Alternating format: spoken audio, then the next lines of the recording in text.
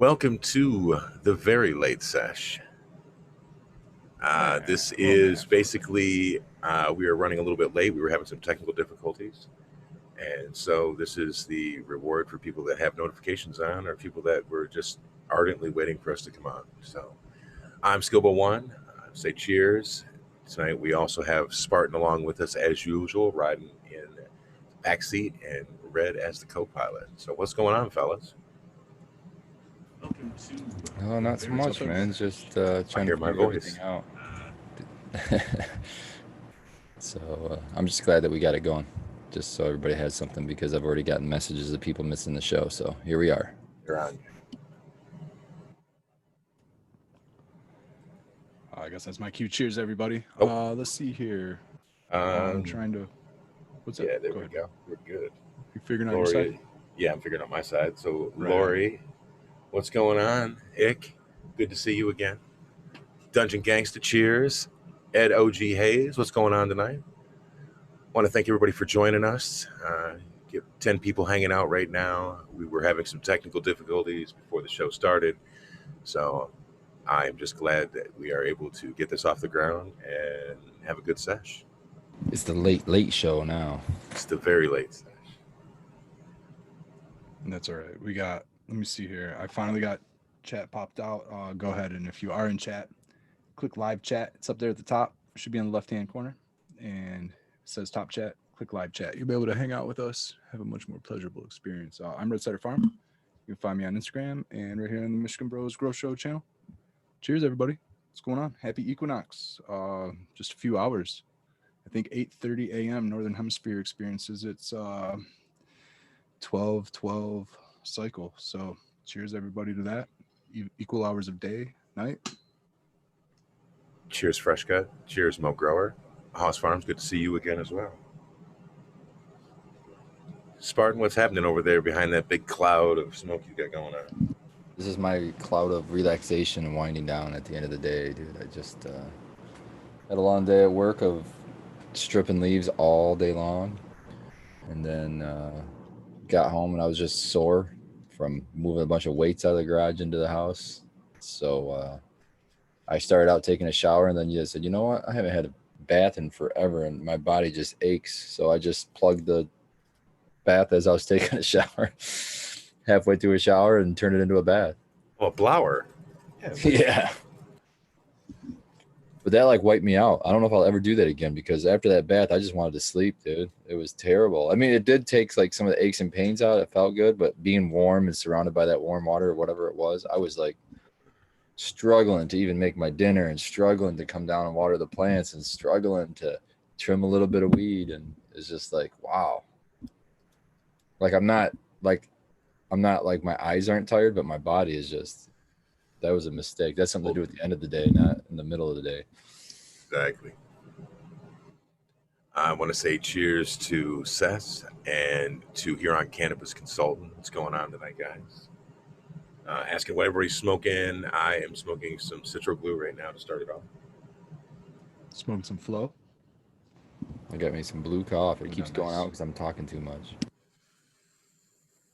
Can't have that, man. No party fouls this early in the show.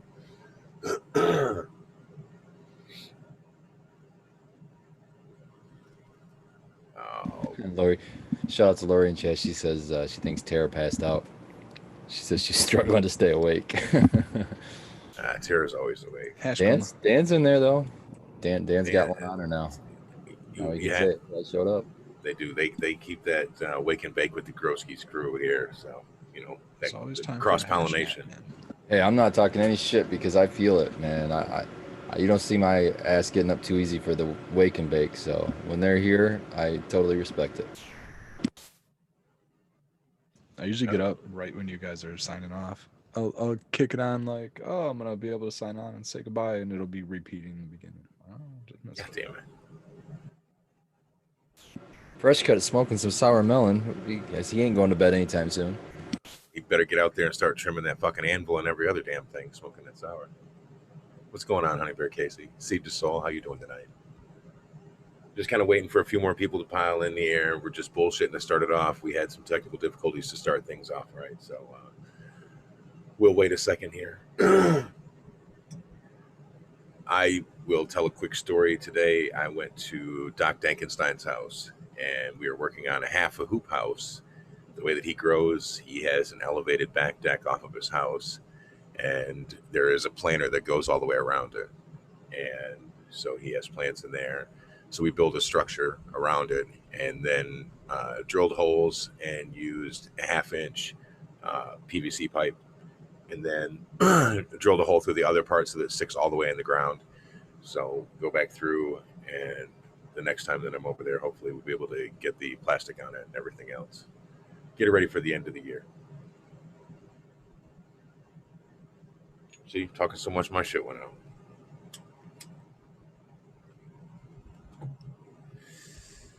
Red, what were you showing off earlier today about your new spot for a bed? Showing off. Yeah, your sundial moves in the Oh, backyard. dude, you're talking about that. Yeah, man. So I got a couple like flower beds in my yard. I have this A-frame trellis. It's been like a squash trellis in the past years. It's kind of been unused the last couple of seasons. I don't know if it's really been growing in that location well. So I got to do some re-amending. Anyways, I put like a round flower bed. I got a cough. Hold on. There we go. Sorry about that, guys. Put a round flower bed just aft of the this trellis, this A-frame pathway, I guess. Like, backside of the walkway, I suppose. Anyways, as the sun sets, this walkway kind of goes east to west and into like it's kind of like an entrance in the garden. And on this round flower bed, I had planted some sunflowers, but the bunnies got them. And there was supposed to be a American giant. It was supposed to be the centerpiece. And so it was supposed to be one of like those nice 14, 15 foot tall ones like I have back there. That one, like I said, the bunnies got them. So it ended up just being a compost pile for the season. I'm going to seed it come the end of the season. I'll put some bulbs. I'll lay something down nice there. But anyways, at 4:20 today on the equinox eve, and it'll do the same thing again tomorrow. It'll probably be in a more aligned position actually at 4:20. I noticed it about roughly 4:30, but it was just crossing over. The A-frame shadow cuts right through the middle of this flower bed as almost like a sundial right at 4:20. So if you were hanging out in the backyard, basically bullshitting, kicking it, didn't have a clock, you would totally know what time 4:20 was on the equinox if you were hanging out back there. So that was kind of the plan. I'm going to maybe put like a little mirror or something, reflective off of that spot. Well, that way when the sun comes through and hits the shadows and hits the mirror, it'll do a little dance The for red you. signal, man. Tell you what time 4:20 is. So I was really excited about that. I like that the new beds place has been anointed. Then that it's starting off with a good place. It really is. I knew that it was going to cast a shadow, and I knew it was going to happen at a certain time of. You know what, man? There's no way. He just went out. Like, I just let him out at the beginning of the show. You will pay attention to me, said DOG. Give me 1 second. Hold on. The beauty of dogs, man. I love them to death, but it's like, man, you want to do anything or go anywhere, they're like kids, man. You gotta get somebody to watch them or something. Start putting DOG in the credits on this show, man. You making appearances. You could be the executive producer of the show. He's bored. He wants your attention, man.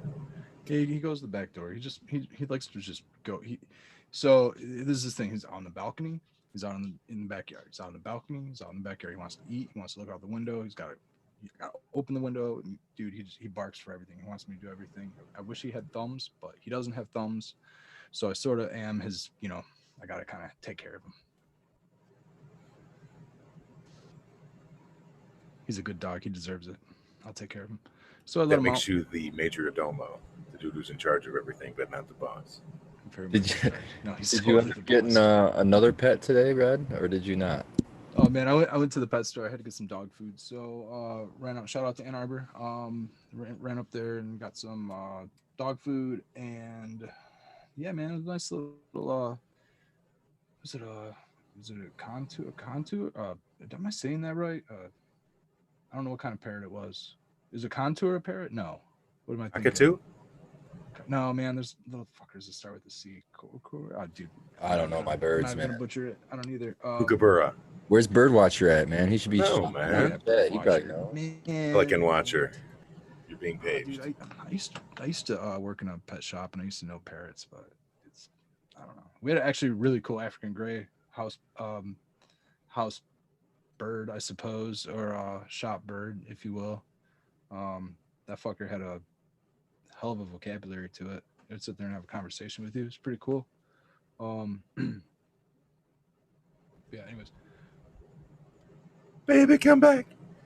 man, what the hell was I talking about? I forget. We got too far off already, man. We can't even blame Got me Hashtime over for here this talking one about yet, the bro. dog. Trying to figure out what kind of parrot that was that you got, or whatever, what kind of bird it was.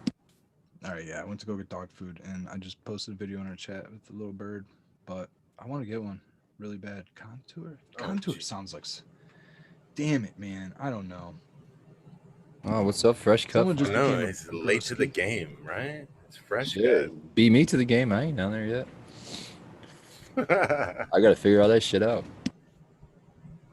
No, but I did. I wanted to shout out Ann Arbor. They passed plant and theogen bill today. So shout out to Exciting. Ann Arbor. That's one step closer to health and wellness and helping mental health. They've talked about it so much for past several years now that it has been shown to help some people that deal with depression or with PTSD or something like that. So I think it's nice to be able to move forward and try a couple of different things for something that maybe will help somebody out. So I'd like to shout out a author, Michael Pollan. I'm pretty sure he's done some maybe cannabis research and things like that. But Michael Pollan, he's also got a great book, How to Change Your Mind. I want to say with using plant entheogens is in the title, something like that. Maybe the words microdosing or something might be in the title also, but it has to do with basically that. And he goes through his experiences as a non-user ever in his entire life and trying to fix some anxiety and depression issues that he had with plant entheogens. So he sought out some therapists and worked it through some scheduled sessions, and he tells all about it in his book. Read the book, and I myself had some thoughts previously to that many years ago on how it could potentially help many people, and come to find out, it's been used in everything from the development from Alcoholics Anonymous to what it's being used today. So I mean, it goes back. I mean, professionals have been using plant entheogens for the last 50 years, 60 years. Yeah, I mean, go back thousands of years. But what was her name professionals for at least the in last 50 Mexico? years. Maria Zabina or something like that. Yeah, Maria Sabina. Sabina, there you go. Yeah. Maria Sabina. Jack is talking about Moonbow in the chat. Red, I know you're holding some genetics that have that in there. Rainbow Drivers got the Moonbow in it. And I also have Rainbow Belts, which I think is Skittles and Moonbow or something else in Moonbow, but it's basically that too. I have that. Archive had just recently dropped the whole Moonbow line, pretty much, with some mothers in that line, some fathers in that line, some S1s in that line, so some feminized seeds. That's Archive, not to be confused with, I think, Aficionado. I think somebody I've gotten confused with before, but Archive is out of Portland.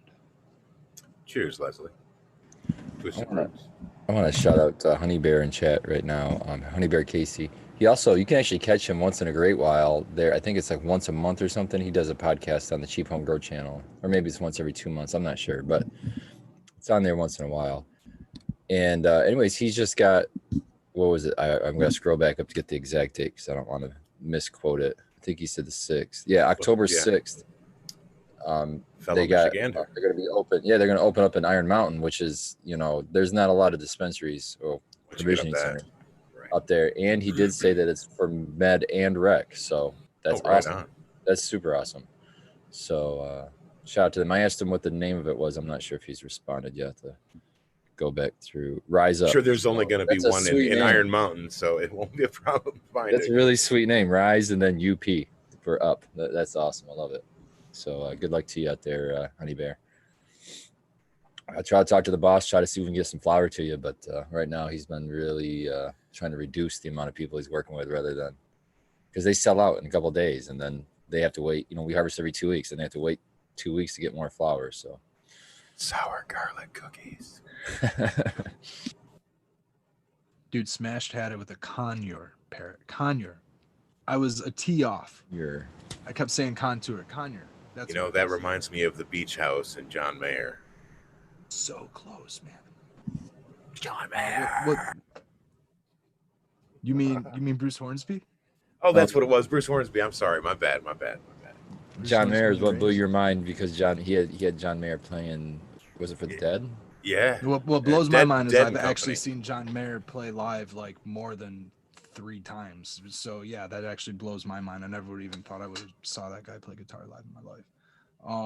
Put him up there with Bob Weir and O'Teal and Jeff and Bill Kreutzmann and dude, those guys fucking rock and roll, man. I'm telling you, good shit come out of that band.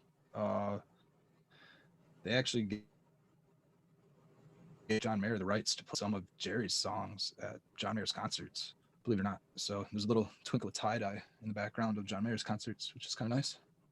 Interesting. Very interesting, right? Fresh Cuts hating on John. Deadhead's going to see John Mayer. I'm telling you what, man, you won't. Mr. Creech knows what's up with the mandolin rain. There you go, little Bruce Hornsby in the chat. Dark Star. Oh, man, I keep listening to that fucking one Dark Star, dude. That 29-minute version. I'm sitting on the porch listening to it. My wife comes outside. You listen to a 23-minute version of Terrapin or what the fuck was I just listening to? That Days Between. That Days Between is just stupid. Bob Weird's like he got better with age, man. I don't know how it happened, but a lot of people like. I won't even say that about Paul McCartney, man. You listen to Paul McCartney now, and he's not the same as he was before. He's but 413 years old, Red. Cut the dude some slack.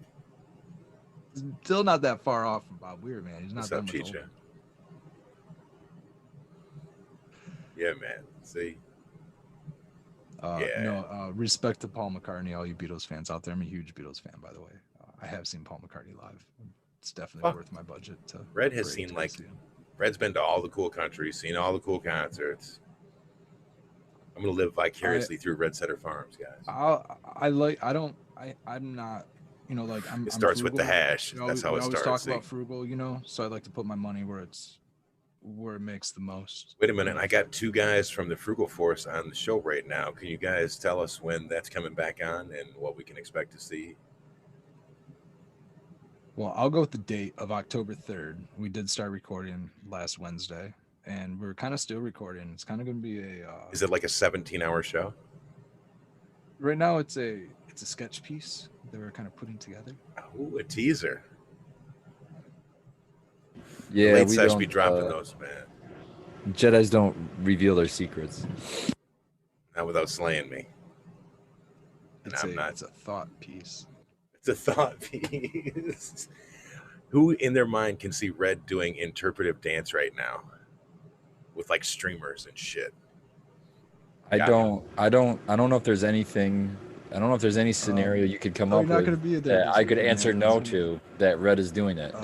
I think Red would be up for just about anything, man. I don't know. Wait a minute. He said he was up for that suppository last night. What the fuck is the results on that? I thought we were supposed to check that out. I said I was up for you said that you were willing to roll around on the driveway weed. Oh yeah, the roll around on the driveway weed. You were going to do the driveway weed first, and then you were going to use the cannabis suppository. I thought that was a pretty hard no. Myself. No. I'm pretty sure he made it pretty clear that wasn't something he would. So I'd go source them. I would even source alien heads, but.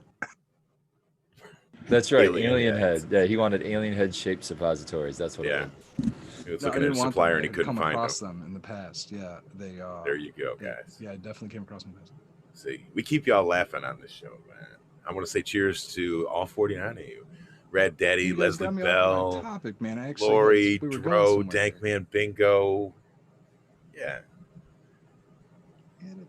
We have Spartan for a limited amount of time, though, so I want to push it at him because I know that he can't be up too late. He's got to get up and get cracking. I'll go off on tangents after. We got time to do tangents afterwards.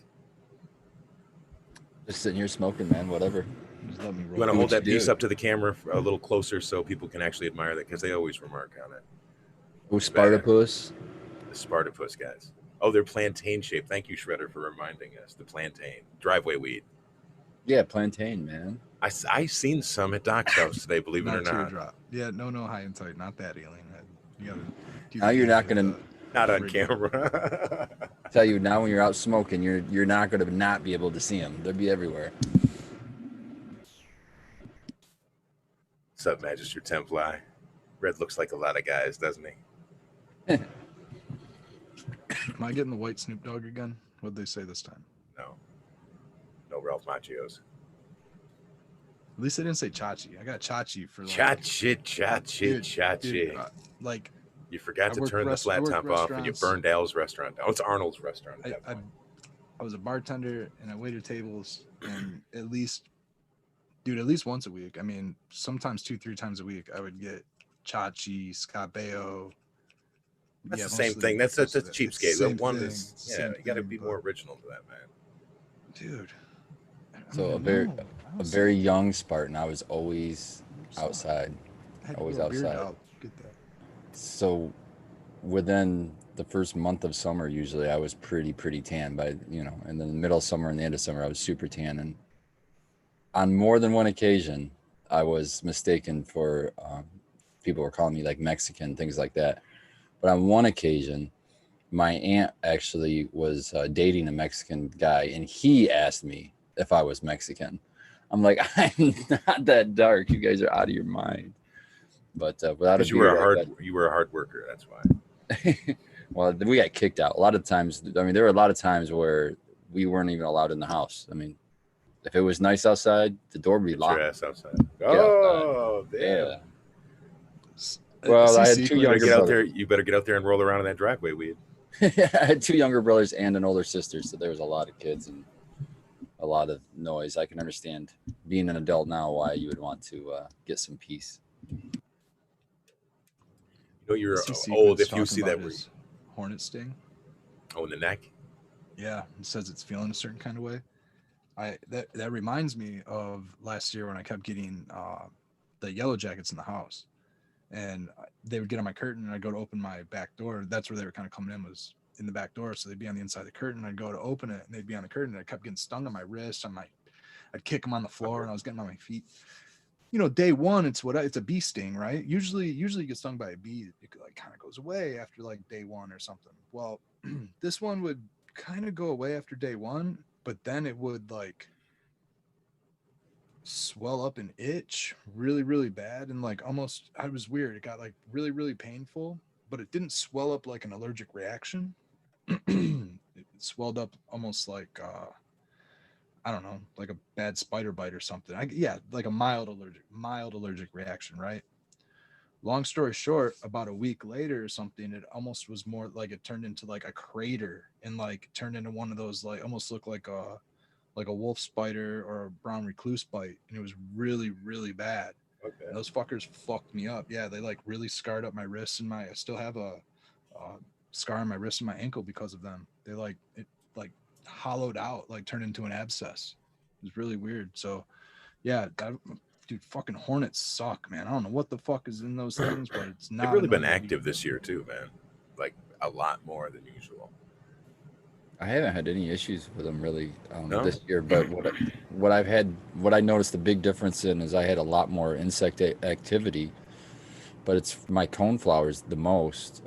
They had a great year this year. They grew to about 4 foot tall, and they were just a huge amount of them. And there was just so many of those little predator wasp things, those small little wasps all over it. There were bees on it. There were multiple different types of bees. I even seen one of those. I don't know if that's a bee, the ones that looks like a big bumblebee, but they're black and they have white stripes. Those might be hornets. I think they're carpenter bees. Yeah, there's like a different type of carpenter bee. Oh, There's okay. a couple different kinds. There's all kinds of shit that'll sting you. Supposedly, carpenter bees don't sting. Like carpenter bees can't sting. Only maybe the female carpenter bee can, and she'll only do it like at the nest or something like that. Very rarely we get stung by one of those bumblebee type bees. Same yeah, with the Doesn't big make sure you honeybees. Yeah. Usually honeybees won't sting you. I have been stung by honeybees, but usually they won't sting you. I've been stung by honeybees a lot, but I used to fuck with them, so I mean, I deserved. You're As a outside, kid, I locked used to out all go day. to- You got nothing else to Yeah. do, My right? garden is loaded. I mean, I have a mint bed that's about 4x8, and I mean, if you go out there any time of day, I mean, I couldn't even tell you a number of bees. I mean, if you look, and they're going crazy, they're everywhere. And from there, I mean, it's just in the sunflowers are right in my face. So I'm walking past these things. I'm pretty much brushing up against them. I don't know if there's anything to this. I started kind of reading the book, The Amazing Life of Plants, or something like that, and it kind of gets into a lot of the I don't know, the life forces, the energy forces that are kind of going on around you. And I do have a strong belief in that. Like, if you're almost ignoring the nature around you, they won't sense your fear. They won't sense that you're there or anything like that. And so you kind of just won't get. I mean, Your mileage may vary I'm, with black bears. I honestly think yeah, I know that. But I'm talking with talking black about, bears. like bees. You know what I mean? Strictly. Well, yeah, I get that, but you know what I mean. No, I don't know. I think it's Maybe. still worse. It just still worse with black bears. That's why, if you stand up and get as big as possible, that's your best bet. You're not gonna outrun a fucking bear. You're not gonna Stand up, climb a drop tree, kick his get away ass. from it. Yeah, and I've seen videos of people. They just get big. They yell as loud as you can. Get big. Just make yourself as big as possible. And a lot of times they'll just turn around and run off, I guess. But man, it's gonna take some huge balls to sit there in front of a fucking bear charging at you to do that. Well, what do you have to lose at that point besides Yeah, your life? You know what I mean? yeah. You might as well fucking If I got to go down, that'd be a pretty epic way to go down. So drop kick him first, man. Just drop kick him right in the chest. yeah. I don't know, man. I've seen the Revenant like too many times. I even want to fuck with anything that has claws like that. It's Oh yeah. They 8 fuck minutes you to up. hash time. But I do feel like I don't know. There's a communication that we can have with animals, and I don't even want to go there with plants, but with animals. That I think you project your feelings like an aura. You know what I mean? And some animals can pick up on it. Dogs are really good on that. Now we're If getting my somewhere, dogs folks. don't- We're getting into that deep side of the late Yeah. sesh. Yeah, like if my dogs don't like you, then I'm not gonna like you. 9 out of 10 times. As a trainer, I always used to tell people that you would transmit your emotions down the leash to the other end. Have to I the gotten dog. into spectrography yet? Is At all? it Any of our spirit episodes? photography? Sort of. It's kind of 19th like century it's stuff? kind of like aura photography, similar to spirit photography. Is that isn't there so- something called Cyrillic or acrylic fucking photography? There's too? It's like there's a Yeah, there's you something actually called a try and take spectrograph. right, take pictures of the aura supposedly, kind of a thing. Like if you Yeah. can't see auras, you can use this device to kind of give And you so what it'll do is it'll like, I don't know, read or emit, I don't know, but it shows what radioactive energy is being emitted by an object. Any object, doesn't have to be a human. It could be a inanimate object like a glass. It could be a dog. It could be anything, right? So what they do is they do that, and they they do it to like an inanimate object, for example, and it will give like almost like a dead aura. Picture like black and white setting or something like that. You picture like a green maybe neutral image is like black and white, or let's say night vision style, right? And then you take a visual of, let's say, a healthy fruit or a healthy vegetable that had just been plucked. It was growing organically with high mineral content. This is a giant rainbow of light being emitted off of this. I mean, a full spectrum of light, because it's got all the great mineral balance and everything. Now let's do a vegetable, or with cannabis plant, beautiful cannabis plant that had been neglected and had been, I don't know, fed terrible high EC salts and neglected, damaged, I don't know, overly pruned and just shit on, dude, all cycle. It's going to emit this black and white shitty aura, right? So they did the same thing with people. They found that like people that were not just happy, but people that had like high healthy immune systems that like ate good diet, we'll call it living foods. Living foods, basically foods right off tomatoes right off the vine, you know, stuff like that. Basically, living foods. They had this living giant aura that was like all colorful and emitting full of light. And then they did the spectrography with people who were basically had a diet of like potato chips and fast food, dead foods, based processed dead foods. Their aura was again that black and white, almost like the neglected cannabis plant. And I went through a whole bunch of these different case studies with these spectrography type of spectrograph work and stuff like that, and it was really really interesting to come across. And that was kind of one of the things that almost started to change my mind about um, natural living and getting more organic with the food that I consume and things like that, and understanding you are what you eat on not just a physical level, but a almost like I don't know, cosmic level, if you will, sort of thing. Like, because it's just like there's so much more to the energy that we give off than what we can actually see or feel or fathom, I guess. It's a 4 minutes to subconscious. hashtag. Yeah, no, I'm sitting here looking at this bowl. I want to hit it, but I just got to wait 4 minutes now. Dude, all right. So I have a Good things pile come to those who for wait. I have a pile of flow for the next joint. So that means that I should bust out some. I'm gonna go back to the mixed 2018 blend because I have the most of it.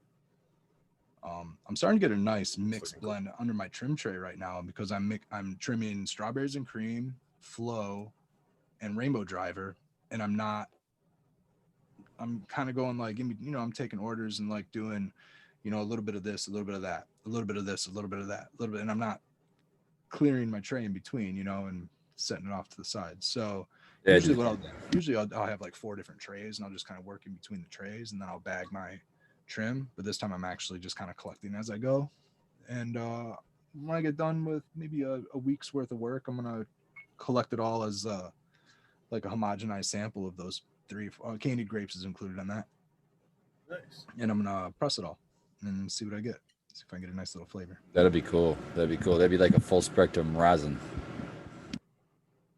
I'm hoping I'll get enough to bring a sample up this coming weekend. I might try to press it. Might try to do it before this weekend comes up. My fucking Ito, Yes, the man, Dan. Extract Craft Ito has been running nonstop. I'm trying to fucking process material just so that I have something to bring.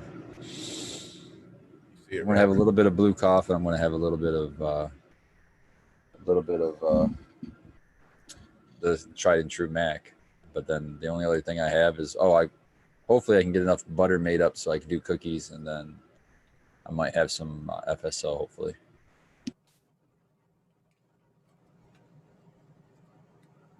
Red, I got that grape glee. You talking about it? You got Gross. grape glee. Yeah. Dro and Chat's Grape talking glee. about for Groli's Gave you grape glee. Primal Primal? Punch. Oh yeah. Dude, I you're like lucky. everything I've ever had from that cat, man. Super nice guy. Definitely, if you haven't gotten hip to either his products or his YouTube channel, go check out for Growly. Clementine specifically is my favorite from him that I've had so far. So Don't fucking sleep good. on that lime skunk though either. That's I haven't also tried it. another one. I haven't tried it. man. So that's why I gave that little caveat at the end that I've tried. I haven't tried the Right. lime skunk. I really want to give him I'm some not out of Mac rainbow One. I've bought Sequence, the I'm cans not out of Mac already. One, but No. I'm starting to ration it a little bit. Yeah. But I'm not out yet. I've got another one that's gonna be harvested before this weekend, so it'll be hanging. So I'll be okay. He said he wasn't trying to smoke it before he came on the show, or he wouldn't have made fucking even halftime, not alone hash time. So, Yeah, I'm not trying to sleep. Not at the beginning of the show anyway. I'm gonna hit this bowl now. It's damn close enough, and I'm tired of staring at it. it's very close. There you go, bro. You made it. So Honey Bear just caught my attention. He says he's got Mac Stomper pheno that's smelling just like Mac One. That's interesting. Max Stomper, was it Select that had that? I think it was.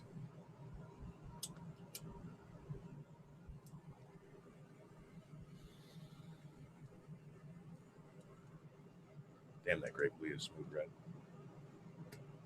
I'm getting ready to put some in flower. Yeah. Hopefully tomorrow. Tomorrow or Wednesday. Maybe starting day 1. How big are they going in? Let me see. They're usually about 2 feet tall, Okay. somewhere between 2 and 3 feet tall from the top of the pot. They're a little over. They're like 3 feet tall with a pot ish. As far as the diameter would go, 18 inches, different 24 inches. I mean, they're usually like a solid like 2x2x2 cube pretty much when I put them in because they fill up a 4x4. They go into a 4x4 plants, go into a 4x4 space, and each one will pretty much take up that 2 cubic feet. And then, or what am I saying? 2 times 2 is 8 cubic feet. It'd be 4 cubic feet, 2x2. Yeah. Times 2. So each plant's taking up 4 cubic feet. Yeah, 4 square feet. Yeah, square feet. Yeah. You're right. Feet would go up, and then so that's there, and then it would actually go up another. I usually plan for it to double size. So in the end, it ends up being a 16 cubic feet because it's that's wrong. 64 cubic feet. I don't fucking know. Too much math. Anyways, 4x4x4. What's that? 16 times 4. What's that? 16 times 2 is 32. So 64. 64. Okay, yeah, there it is.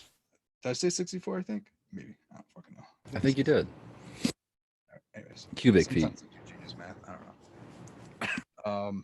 So yeah, so 64 cubic feet is my goal, which gives me a 4x4x4. That's like kind of. I want that to be like kind of plant. I don't want that to be my pots involved in that, or like my trays or anything like that. I want that to be like stock stem, whereas like the top 2/3 of that are gonna be canopy pretty much. So only like a third of that is stem. So whatever a third of 64 cubic feet is going to be stem, and then hopefully the rest of that is all canopy and flower material. 2/3 of 64.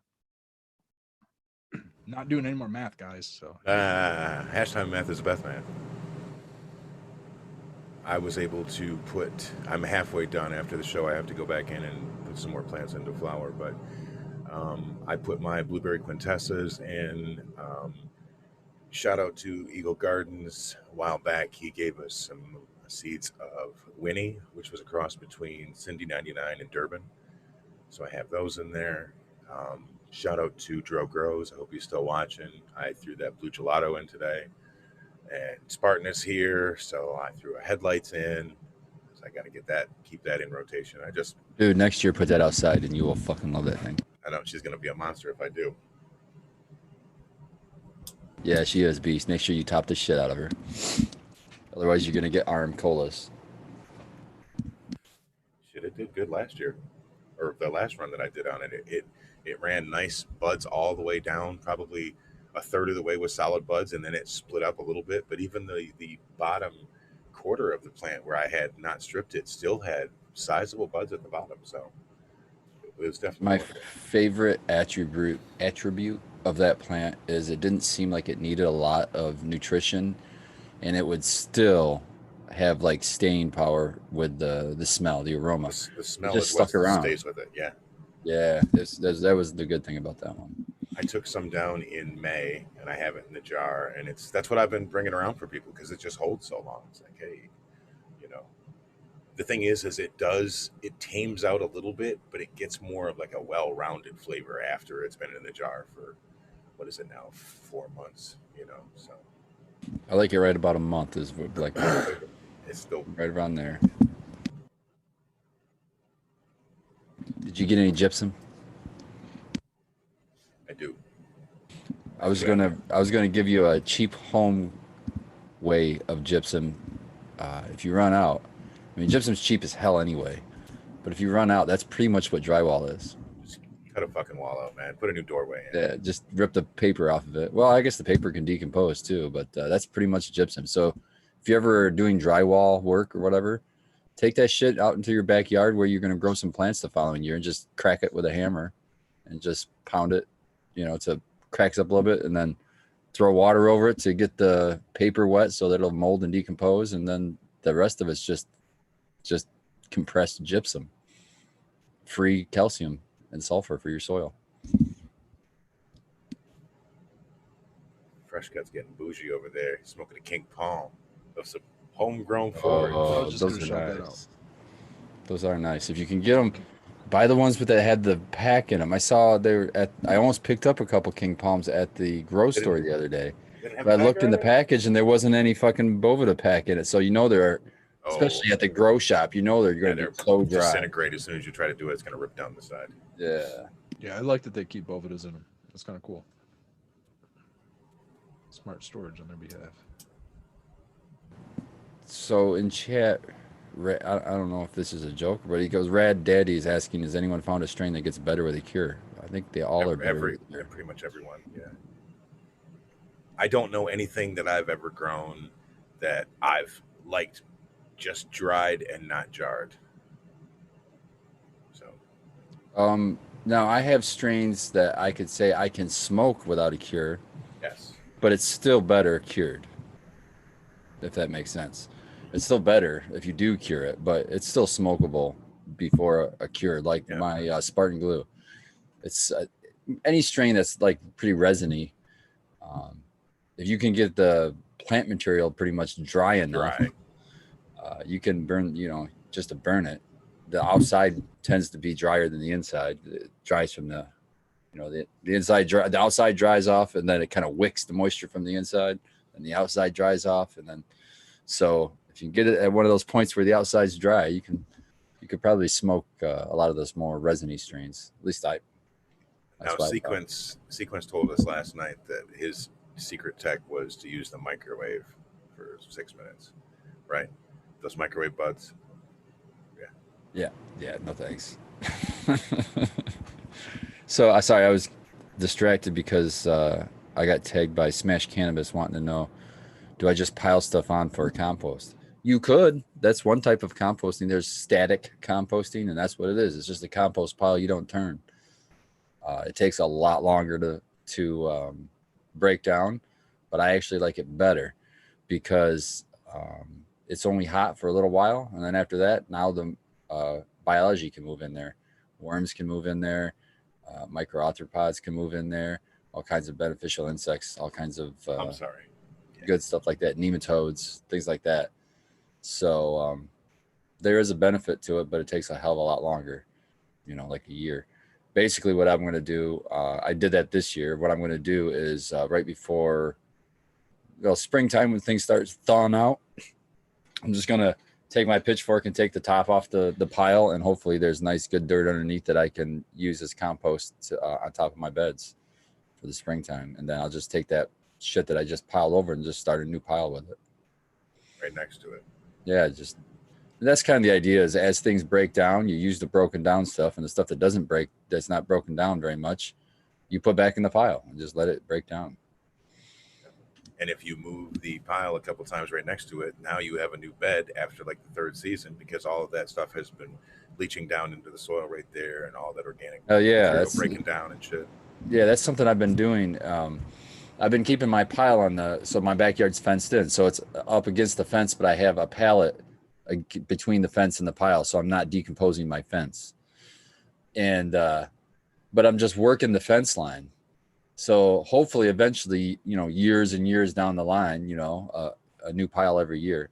But I'll be able to have either flower beds or vegetable beds or whatever the hell I want will be lined my whole border of my backyard, because I'm just moving my pile to kill the grass and compost at the same time. And then I can grow in that, which is, awesome. I have some squash growing in where I had a pile the year before that. And it went nuts this year. It just did great. I didn't give it any fertilizer at all. I gave it nothing this year. I didn't even water it. Just nature. It did its own thing. Yeah. And I'd turn my pile once in a while, but I don't like turning compost piles. So static is my way to go on those. Just keep piling shit on top. That's what I do. You try to go from like brown to green and the lasagna way. So I'd like to mix if I can. But obviously, like when I'm mowing the grass, I'm gonna have all greens. But so I'll just try to spread it around, and then if I get some browns, throw that over the top. But the I don't really care that much. I just throw it all on top of the pile. I'm not. I could be way more efficient with it and make it way better, 100%. But I just Hey, don't have the time for It it. always time, goes man. brown eventually. But Right. what I Leave could, it- but let what it you dry could out. do, yeah, you could dry some of the grass. So you could, That's what I do. if you take your cut grass, if you dry it, if you just like instead of bagging it like I do, if you mowed it into a row and just let it sit in the sun and dry out so it turns kind of brown. Now you got browns, and you can use that for your browns. What I see a lot of people doing is out of pallets or something like that, they make like a 3-chambered station. One's for greens, one's for browns, and one's for the mixed compost. And then say you got all browns, but you don't have any greens, you can just throw the browns in that one section. And then when you mow your grass, you can mix it 1-to-1. As you add in your grass, you can pull out your brown section. Shout out to Abolish Farms. He was gonna come over and do some videoing today, but hopefully it'll happen sometime this week or before we release the episode. But it's kind of what I have going on. I don't separate it that way. I don't separate any of my material, but I have many. It's good. Well, you've been by my spot. You've seen. I have many areas where I compost. I have all kinds of leaf litter areas. There's that berm in the Sometimes I back. collect my That's you know grass what I mean. clippings. Yeah. Yeah, well, there's that berm. Yeah, there's that. That area is new to the season. Yeah, but when that breaks down, that's gonna be sweet. That's a lot of. I do shit like road debris and all kind. Like I have different areas for different stuff, and because like I don't want to grow my cannabis in the road debris, but I also don't want to throw away the road debris. Like I'll keep that, and like I'll let I'll grow like wildflowers and shit in the road debris.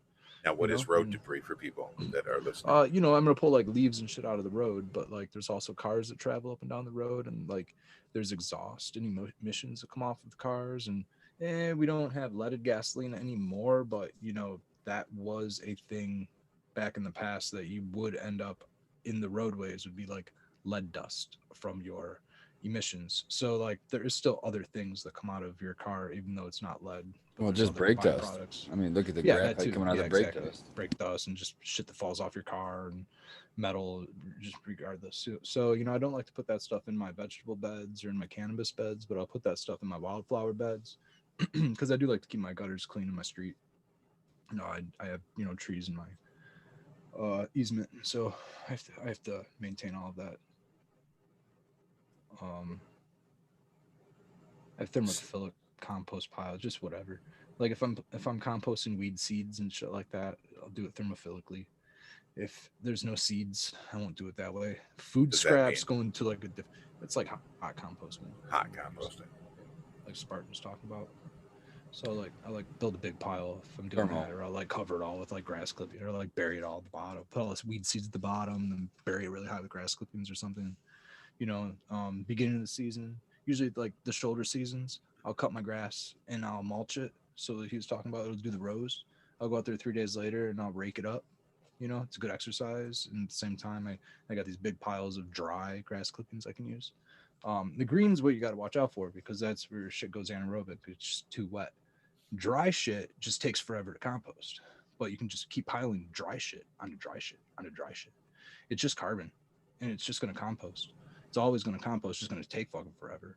You get greens in there, it just speeds up the process because it heats it up. It adds some water to it. Yeah, the browns, it requires nitrogen. The actual microbes require nitrogen to break the browns down, and the green is your nitrogen source. Smash Cannabis wants to know if he could cover it to help break it down.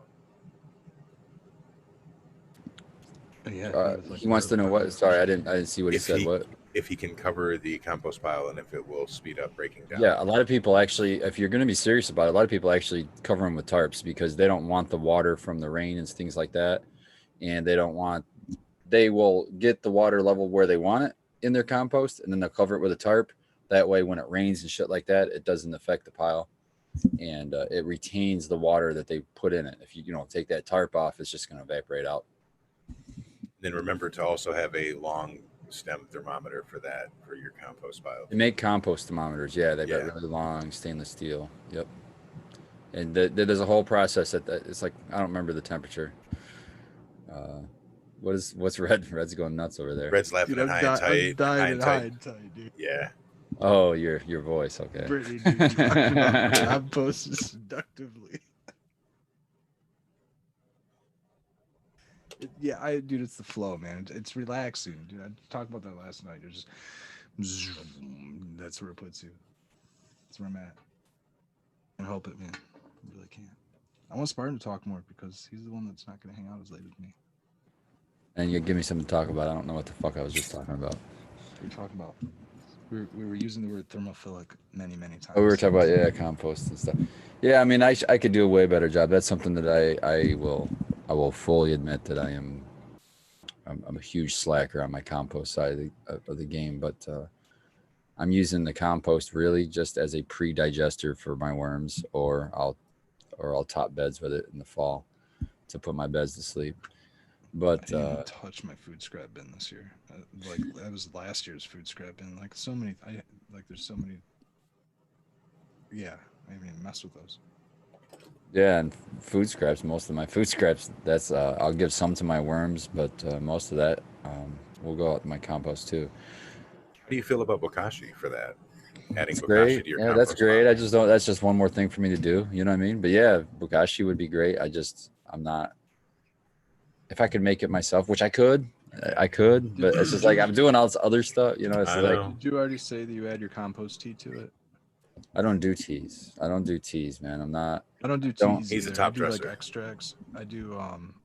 Oh, okay. So I'm a top So- dress. so I could add this one then. I do.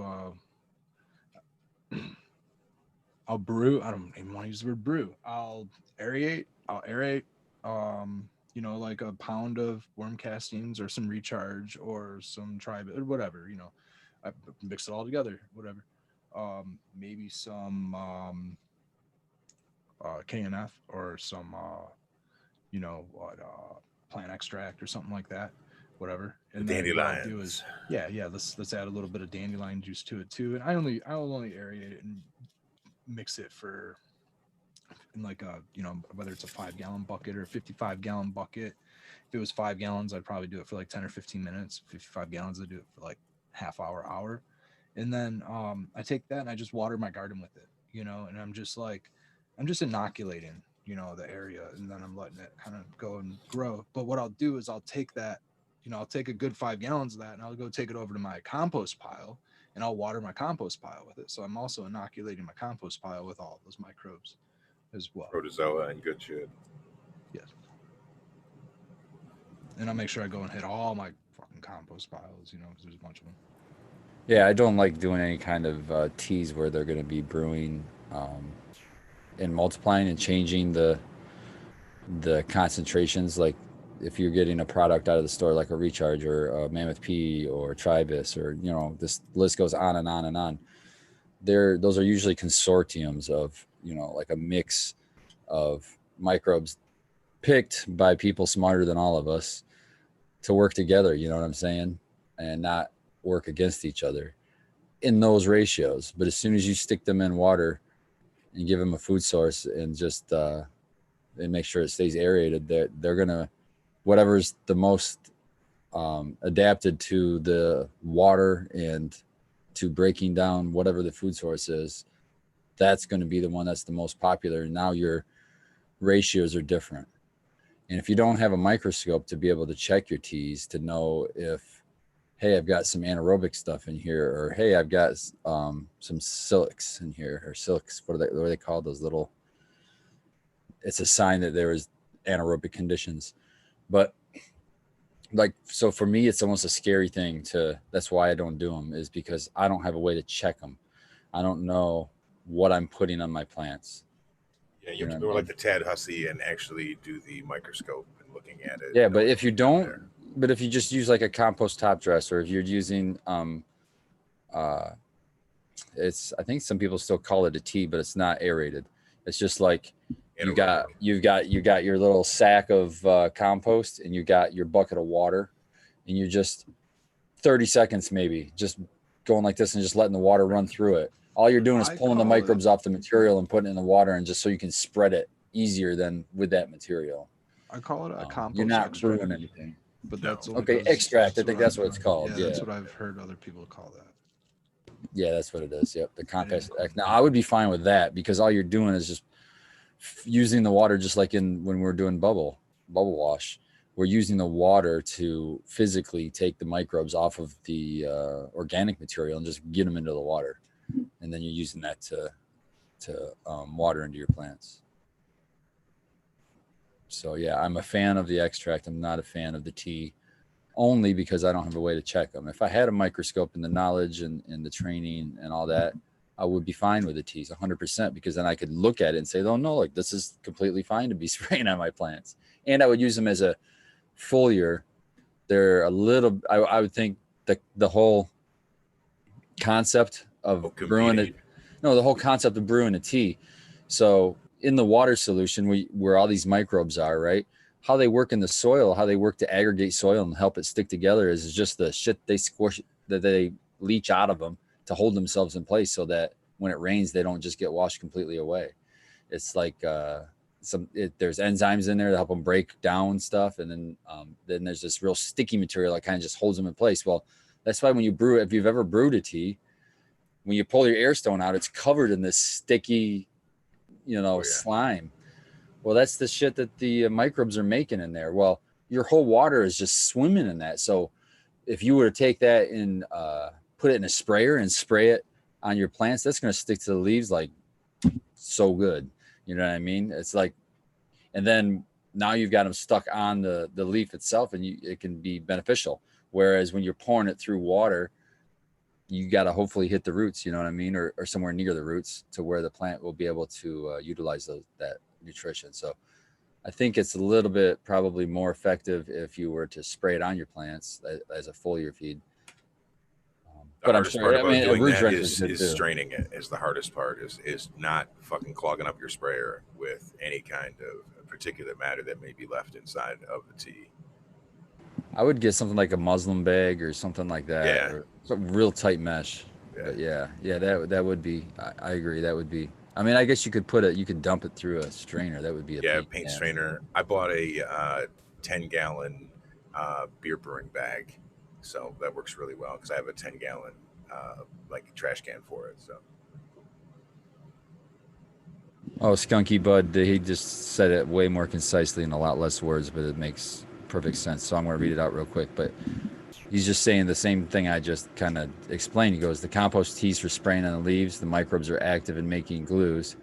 When you try to drench with the teas, all the microbes glue themselves on top of your soil. So if you even were trying to, a lot of them are just going to stick to the top of the soil surface and not even go down toward your roots. Whereas the extract can go deep because you just knock the microbes off of their material, but they didn't have a chance to really breed or make a whole lot of exudates or anything. So you're just using the water to move them through the soil. Yeah, I usually don't remove anything either. I won't bag it or anything. I'll put the compost right in the bucket, and then it goes through an airlift. So there's, it's not going to clog up any. It's not going to get dirty, air stones or anything like that. It's just going to go through the airlift. Worst case scenario, my airlift gets dirty, and right. I don't even clean that stuff out. I just let it dry, and you know what I mean? Let it just go through the process again. And then I'll take, when it gets down to I'll mix it up as I go through and try to get as much out of it as I can each batch, but by the end, there's a little bit of goop and glop at the bottom, which is all compost. It's probably got a little bit of stuff still in it, and I'll just scatter it, Bag Seed in chat says everything you need is already in the soil, just add water. Well, that's not always the case. I was thinking the same thing. That's why we have to do soil tests. That's why we have to add things, because we're taking things out and you're not adding anything back. You got to replace that nutrition. And what we're talking about with these teas, we're not talking about any kind of nutrition. We're just talking about the little guys that are going to go in there and unlock just what you're saying, the stuff that's in the soil already. Yeah, we're adding more troops down there to start breaking that stuff down so the plants can get to that nutrition sooner. So it's not really a nutritional adding directly, but it leads to more available nutrition to your plants. But I gotta go, guys. Look at this. I'm almost at 12:30 now. I know, man. You got to get to bed, bro. I really, really appreciate you dropping in again, though, and bringing a big bag full of knowledge. It's always good to see you, man. Yeah, man, Thank you very I much, enjoy man. it. Appreciate you. I can talk about this stuff all day long. You guys know that. Well, we'll see you on time at 11 o'clock next Monday then. All right, man. See you guys. Grows love. See you, chat. Later, Later, Spark. brother. Have a good night. Yeah, man. It's that time again, folks. It is. We have 67 people still chilling with us. Cheers, Dang, Raptor. Cuz what's I up, love 67? it. Nut Tree. Bag Summer love. Seed. Ian, how you doing? Yeah. We were talking about that airlift, and what I do is, because I have one, is I have mine is attached to like the plumbing and shit. So it's like a vortex brewer, but it's still an airlift. It's still the same principle. Um, I run a 5 gallon bucket of clear water through it at the end to try to get all the rest of the bullshit out of it, just because I don't want any kind of nastiness to dry underneath there and stay. So, but they can be a pain in the ass. If you have the other kind though, where you just have the pieces and you're holding it down with, say, a bungee cord so that it doesn't fly out of the fucking whatever container you're in, those are That's my easy to style. take apart. Yeah. Cheers, Raptor. What's up? Strap down with a bungee. Yep. Well, yeah, Yeah, you give got as that big much one right space. there off the deck. Yeah, so. it like comes out of the top and goes back down. That way Yeah. I can utilize as much water volume as possible. Exactly.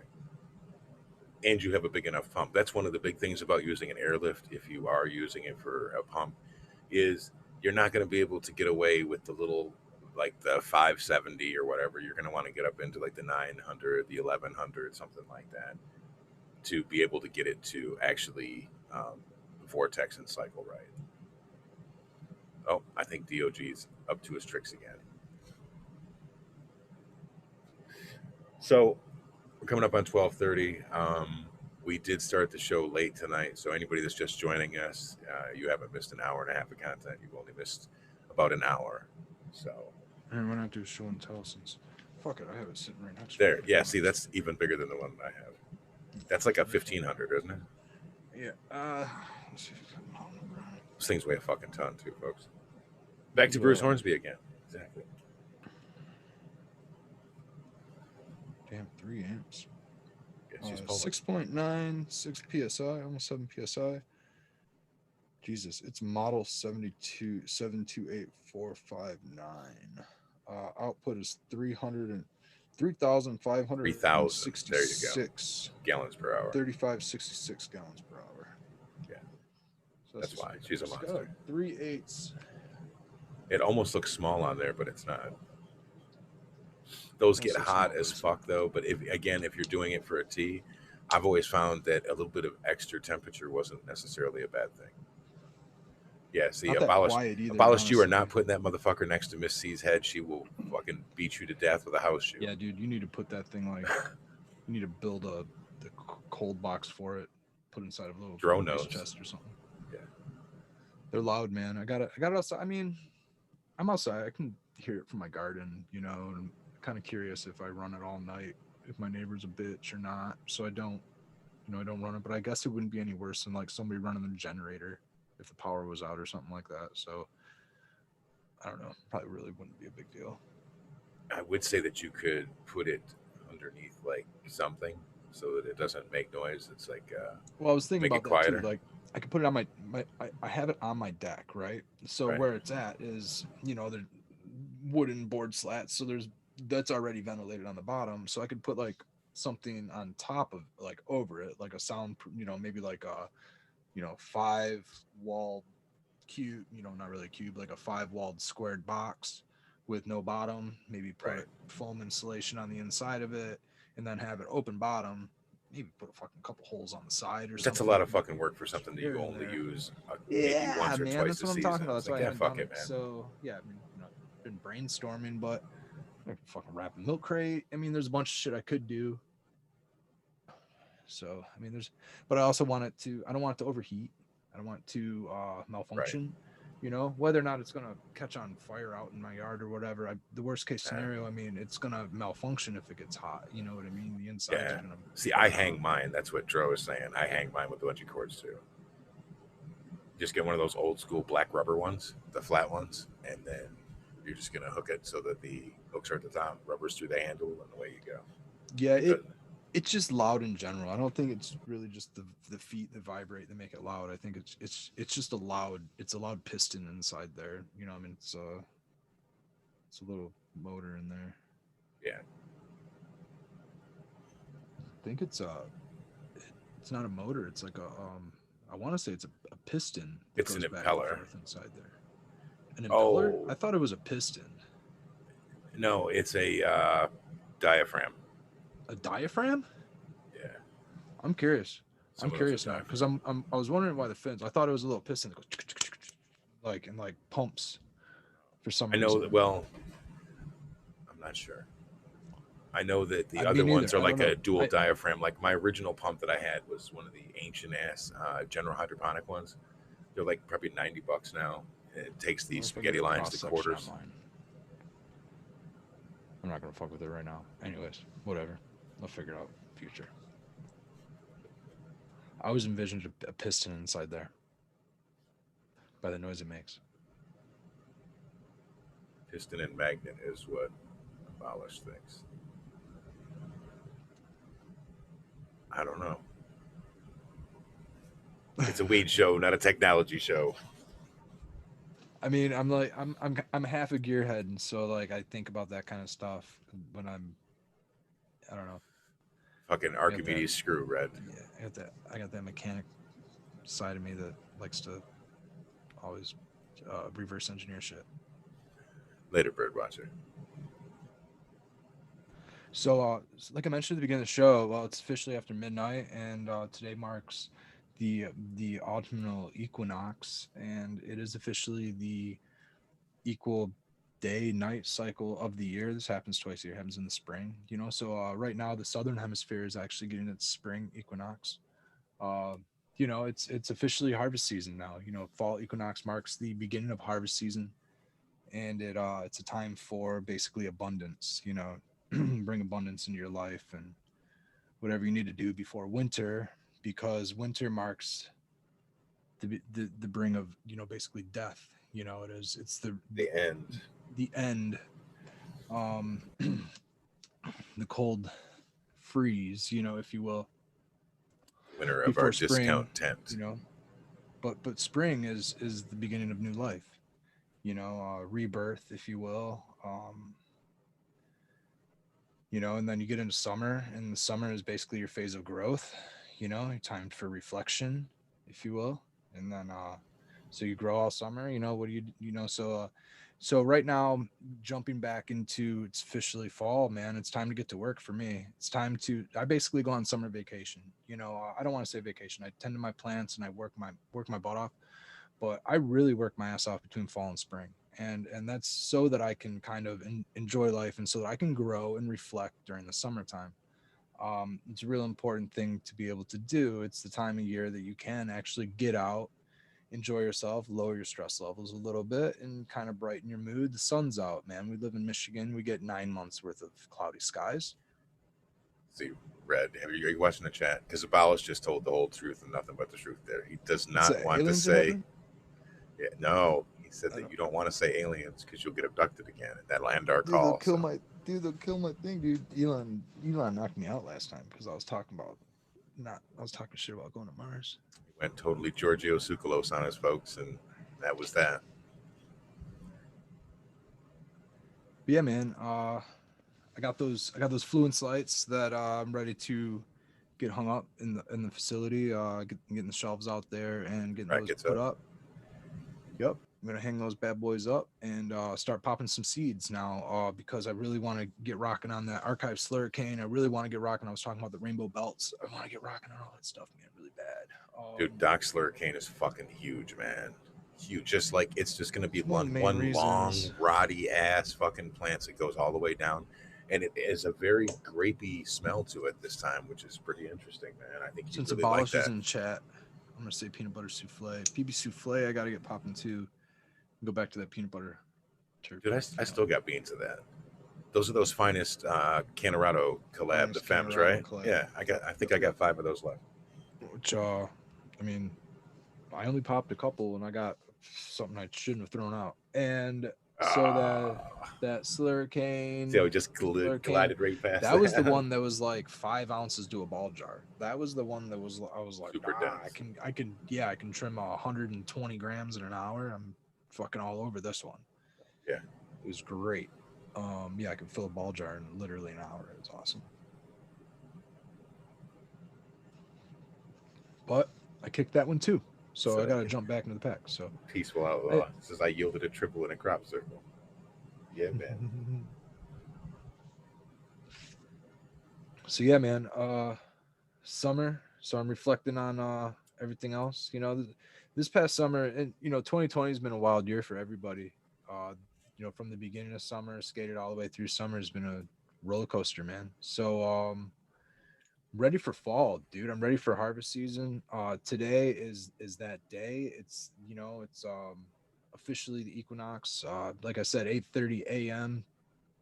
to this morning. We'll officially have duality. So I just wish good vibes out there to everybody. Today and into fall and into winter. We're gonna get through this shit, man. 2020 is finally gonna come to an end, and hopefully, we'll get Hopefully it'll back on come to to a 20. fucking end. Jesus. And we'll get into dude. There's that joke that's gonna be rolling on where it's gonna say, we're all gonna be staring at the clock at December 31st, and it's gonna go hit midnight, and it's gonna say December 32nd. You know, hopefully that doesn't happen, right? And we'll get on to 2021 and into spring next year with rebirth and onward and forward, man. I'm really excited. Red Daddy asks why the Beatles called themselves the Beatles because they were originally called the Silver Beatles, or wanted to be called the Silver Beatles. I can't remember. It's been probably 25 years since I read the book. Red, you're a big Beatles fan, as you said at the outset of the show. In defense, Dude, you put me on the spot with this. ah, You want to see a funny it's gonna. picture? I've had this forever. If Hey, anybody can tell me who the fifth Beatle is in this picture. Mo Howard. Isn't that great, dude? Isn't that fucking awesome? I don't know where the hell I got that from, but I fucking love it. I That's did. I did. another, That was a pretty lame fucking like. Oh my god, you guessed that was Mo Howard. Wow. Yeah, no, yeah, it wasn't a big deal. Jeez. It's not a big deal at all. But it's funny that Mo, of all people, is in that photo because Mo's Because of the hair, man. Yeah, man. Yeah, totally. Got the Mo hair. The original Beatles haircut. It's killing You me. haven't missed shit not watching the end of Game of Thrones. I've actually never watched Game of Thrones, to be honest. Ooh, Northern Ontario now. Peaceful Outlaw. When you say Northern Ontario, we bitch about the UP here about how cold it gets. So we can only imagine what you're dealing with. Man, I want to talk about plant entheogen safety for just a minute. We don't have to get too into depth so that we don't get booted or anything like that, obviously. But since it is a topic of the news today, it should kind of maybe people should understand that there is right and wrong ways about experimenting, doing whatever if you want with entheogenic plants. Definitely do your research and get your substances tested. Are going to be my two things. Please get test kits. You can go to bunkpolice.com is one good place to go. And you can even test for things like psilocybin with that. So, Dude, I check it seen a out. guy on Reddit today that posted a picture, and he said, "What is wrong with these? These are supposed to be." They were golden teachers, right? And he ended up getting off of eBay a syringe of it, and it was not that. It was oyster mushrooms. Totally got fleeced. So make sure that you guys definitely do your research on things like this. Spores, from my understanding, for most of the at least 48 continental states, are legal to handle and to ship and to whatever. So there are spore distributors out there. I don't have any recommendations on what you can do with those after that. So Yeah, we're talking otherwise, about Ann Arbor only. yep, Ann I'm Arbor. strictly talking Ann Arbor. Now in Michigan is the next to Denver and I think Oakland, California. So I have no idea what the guidelines are going to be. All we know is that it had passed, and I guess it was a unanimous decision. Pretty much everybody on board at the board, and Ann Arbor is a pretty progressive city, as we know, And It's the original decriminalization of cannabis, isn't it? yes, Ann Arbor has had decrim laws that probably go back to the 70s. Possession limits, lack thereof, if you will, maybe even some. I think even Ipsy and Ipsy Yeah. Township, I think, want to say have had plant count limits that go back since the early 2000s or something like that. Possession limits up to like an ounce, things like that. That just like slap on the wrist type charges. It's been decrimmed basically here for many many years, including maybe even close to prior to medical. Um, progressive, very progressive in other ways too. Environmentally and things like that. And it's a big Going reason back why the area is very nice. to the PSA abolished says, "LOL, I'll never touch him again, but healed me a lot this year." Don't think that they won't slap you around a little bit if you take them a little. Well, that's the most important thing about it, is that they're not addictive, right? And No, that's one of the main things, is that if you do have a, let's say, life changing experience, your chances of going back and trying them the next day or something are very very it's a slim. no go, dude. They- You gotta right, wait a few exactly, days. exactly. You have a reset, and usually it's one of those things that you You may know what consider though? doing in But 6 months or a year, but that but gives you a chance to like process and try to digest the situation, as it were. You know what I mean? And I think through that you can find. I don't even know how to put it, man. You can just basically become yourself, peaceful. you can, yeah, deeper meaning. I don't know. There's lots and lots of things that can be told by broadening your Um, horizons and opening your mind, but there's also lots that can be told from the lack thereof, that of a powerful dose, like the microdosing in itself of somebody who has, let's say, PTSD, or somebody who has depression, or somebody who has anxiety or anything like that. Microdosing alone is capable of changing somebody's mind, as Michael Pollan's book, it's like a tells. paradigm shift, possibly. Yeah. It's a complete paradigm shift. Yeah, it's similar to using prescription medication at the microdose level, because you're at sub threshold level. You're not hallucinating by any means. You're not getting these side effects But you that feel high doses uppish give you. though, like you like. You Okay, yeah, feel okay, more yeah, yourself, yeah, Red one Daddy. would say. And then And yes, I so I am completely with Dro on that. Is I'm definitely down. and back to safety, man. Know your source. Close to my family. And this is a personal trauma that I have. I was like 12, and my cousin was like close family member. Was like 14. Went sourced a bag of fungus, and they were fake, dude. They were death caps. Came out of some cow dung down in Florida, and they killed him, to the point to where he had to get a new liver.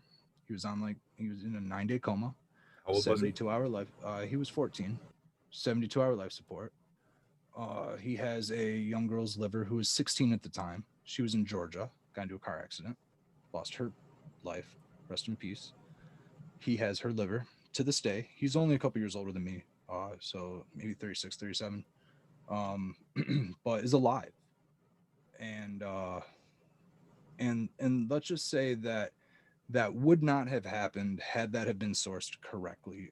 Psilocybin containing mushrooms have no toxic effects. They can be contaminated, but they shouldn't have any toxic effects like that. So there are cautions when you are messing with things like fungus, when you're messing with things like The ayahuasca blue. or Look for the anything. blue if you see bruising. If you pinch it, if it's still fresh and alive. Yeah, or if it's dry, hopefully it's been oxidized and Right. you do see blue. Lack thereof is very questionable. There are some that don't have it, but lack thereof is very questionable. And if it's anything synthetic, definitely have test strips or test kits, because I would say 99% of anything on the street is fake. I don't think that, there's very, very little Hoffman 25 out there. So don't mess with that kind of stuff if you're not ready for it. Be safe, my friends. Be safe.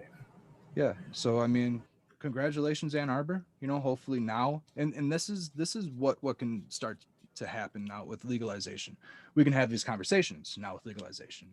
We can talk about safety, and now we can get people not Educated. educated to the point where now everybody's not freaking out having bad trips and going insane. Now people can get health and wellness from this stuff, and we can, like you said, paradigm shift, just like we did it with cannabis, right? Because because there was this exact same perception that people had with cannabis was get loose, get way too loose and go insane. You know what I mean? So, and yes, can that happen with cannabis? Can that happen with plant entheogens? Absolutely. You can get too loose and, you know, you can have too much fun with it. So, you know, it's all about, you know, being able to control that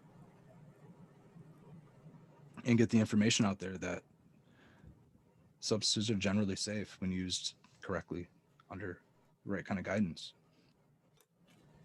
So you have to be responsible. You know, we're allowed to be responsible in other ways, weapons, things like that. So, you know, we can be responsible with our mind. That's all I really had to say about that. But So now it's on yeah, to man, aliens. test strips for sure. Well, Red where'd all Diddy this wants come to from in eat the an first ounce and place? walk in the woods at night. Wow, bro, that's excessive. Hopefully he means wet. I would really hope so. Just the fucking a quarter of that is heroic. Tolerance levels, maybe. You know, I think about it, and So, we're talking about, you know, dude was 14. Uh, mhm. yeah, so like 34 years is my time with that. So same thing, not the same thing, but same age. So the Dro says that And the aliens are going to take care of our mind. Dog agrees. He he said, does agree. Kids do experiment, and so, you know, definitely. That's why I think that it's really important to get the information and the education out there.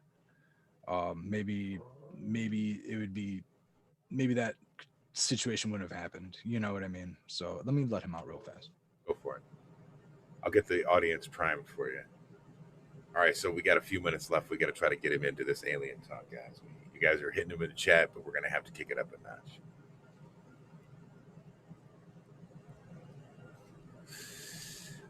Um, let's see what's going on. Now that I have put some of those things into flour, I'm finally able to clear open my veg space, and I will be able to pop Jack Greenstock's Humboldt Seed Organization Blue Dream.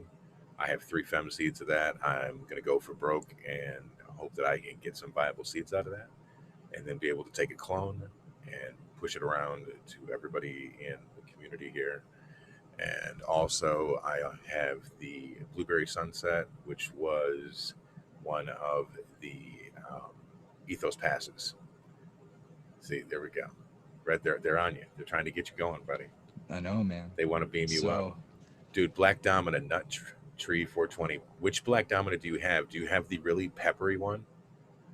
Dude, that's the one, man. I haven't had the peppery Black Domina in probably fucking 10 years, man. I really, really like that. I ended up getting a clone of that from a dispensary in Davison when I first started growing, and it had the same flavors. I was just such a shitbag grower that I wasn't able to keep it alive for that long. After I ran a few times with it, I had a clone and just was too weak, and I didn't want to flower it, so I let it go.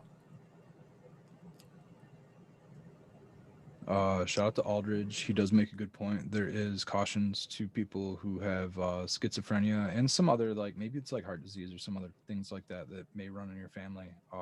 Cautions to Read up using on things plant before you entheogens. just dive off the Yes. diving board on shit. You know And what I mean? if you do have a precondition like heart disease or something like that, Nice you nut can tree. talk to your doctor about that kind of stuff, and hopefully, you know, they'll give you good advice on whether or not you're capable of doing something like that. And or talk to, now that it is legal here in Ann Arbor, there's probably going to be therapists and things that will be able to make recommendations, dosage recommendations and things like that for you. Guidance, guided in office, possibly. You Right. know what I mean? Yeah, you're probably gonna, lack there a better term, shaman type of It's plant about doctor set and person or setting and caregiver being type person. safe and intentions and what you bring into it. Like if I've had a really shitty ass day, the last thing I should probably be doing is really getting into that. I want to wait Hmm. until I plan these things out. Sometimes I don't. Sometimes it's like, oh hey, I just came across these again. Sure, But okay, and I say talk to a therapist, or not, yeah. maybe not a therapist, but a plant doctor or something, or maybe somebody who has experience with this, because they are, maps, and let them Now in, he man. wants in. The Black Domina, if I am not mistaken, is a Sensi seeds, and it's been around forever. So I don't know if that would still be, if that was an original thing of it and not a rework. It should really, really be stable. So you shouldn't see a lot of different phenos in a pack of Black Domina seeds, I wouldn't think. I know that there's also a burnt rubber skunky one as well. Um, but I think if you popped a pack and you were to find either one of those, if you're smoking Black Domino, you might be old school. So you probably appreciate the old school terps.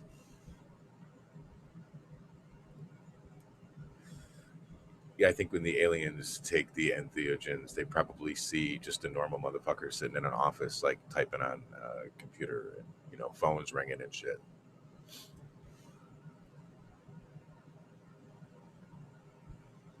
Oh, and then I had to give him a good boy treat for going potty outside, because he's a good boy.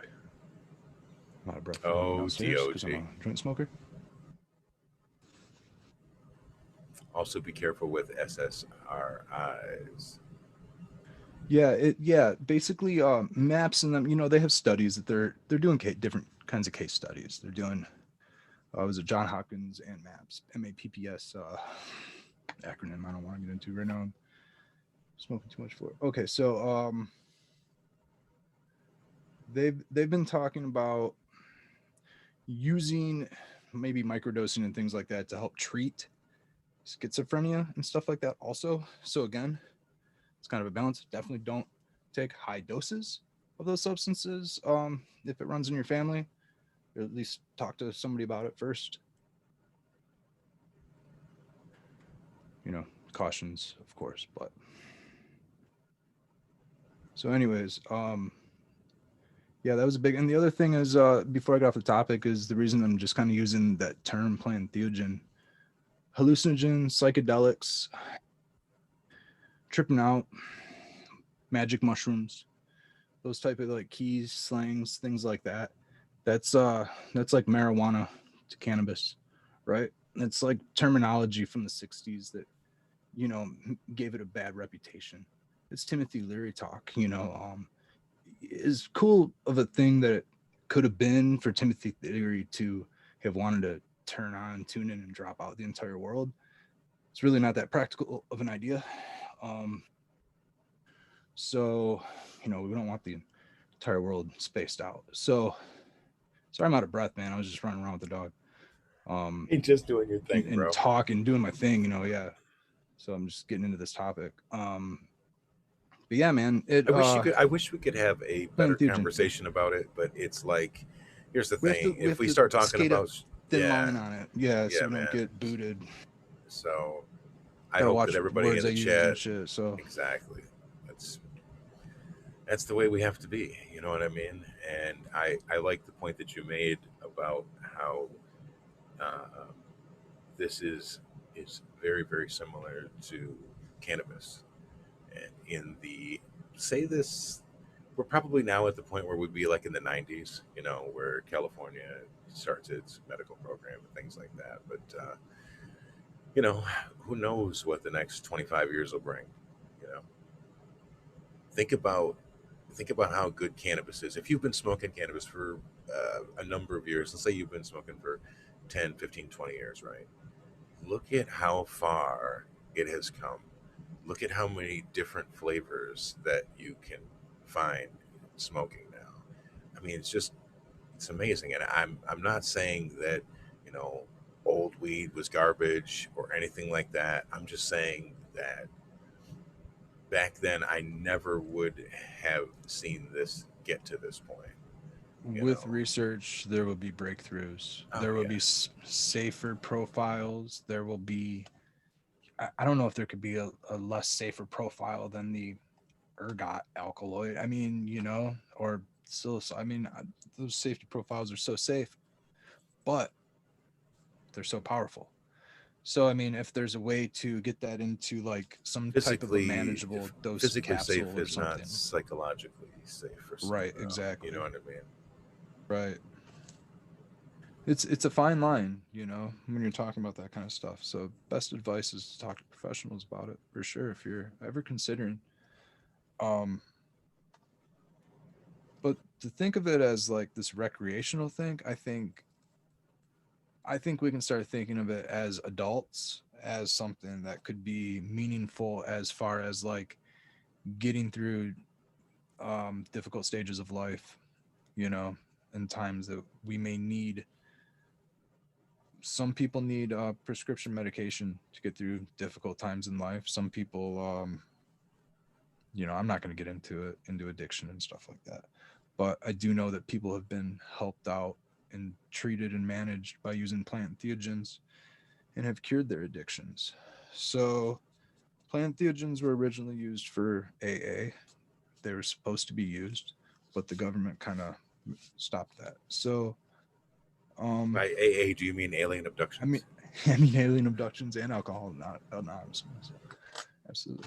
Um, I think there might be something to that. We can get into that fun topic part of it.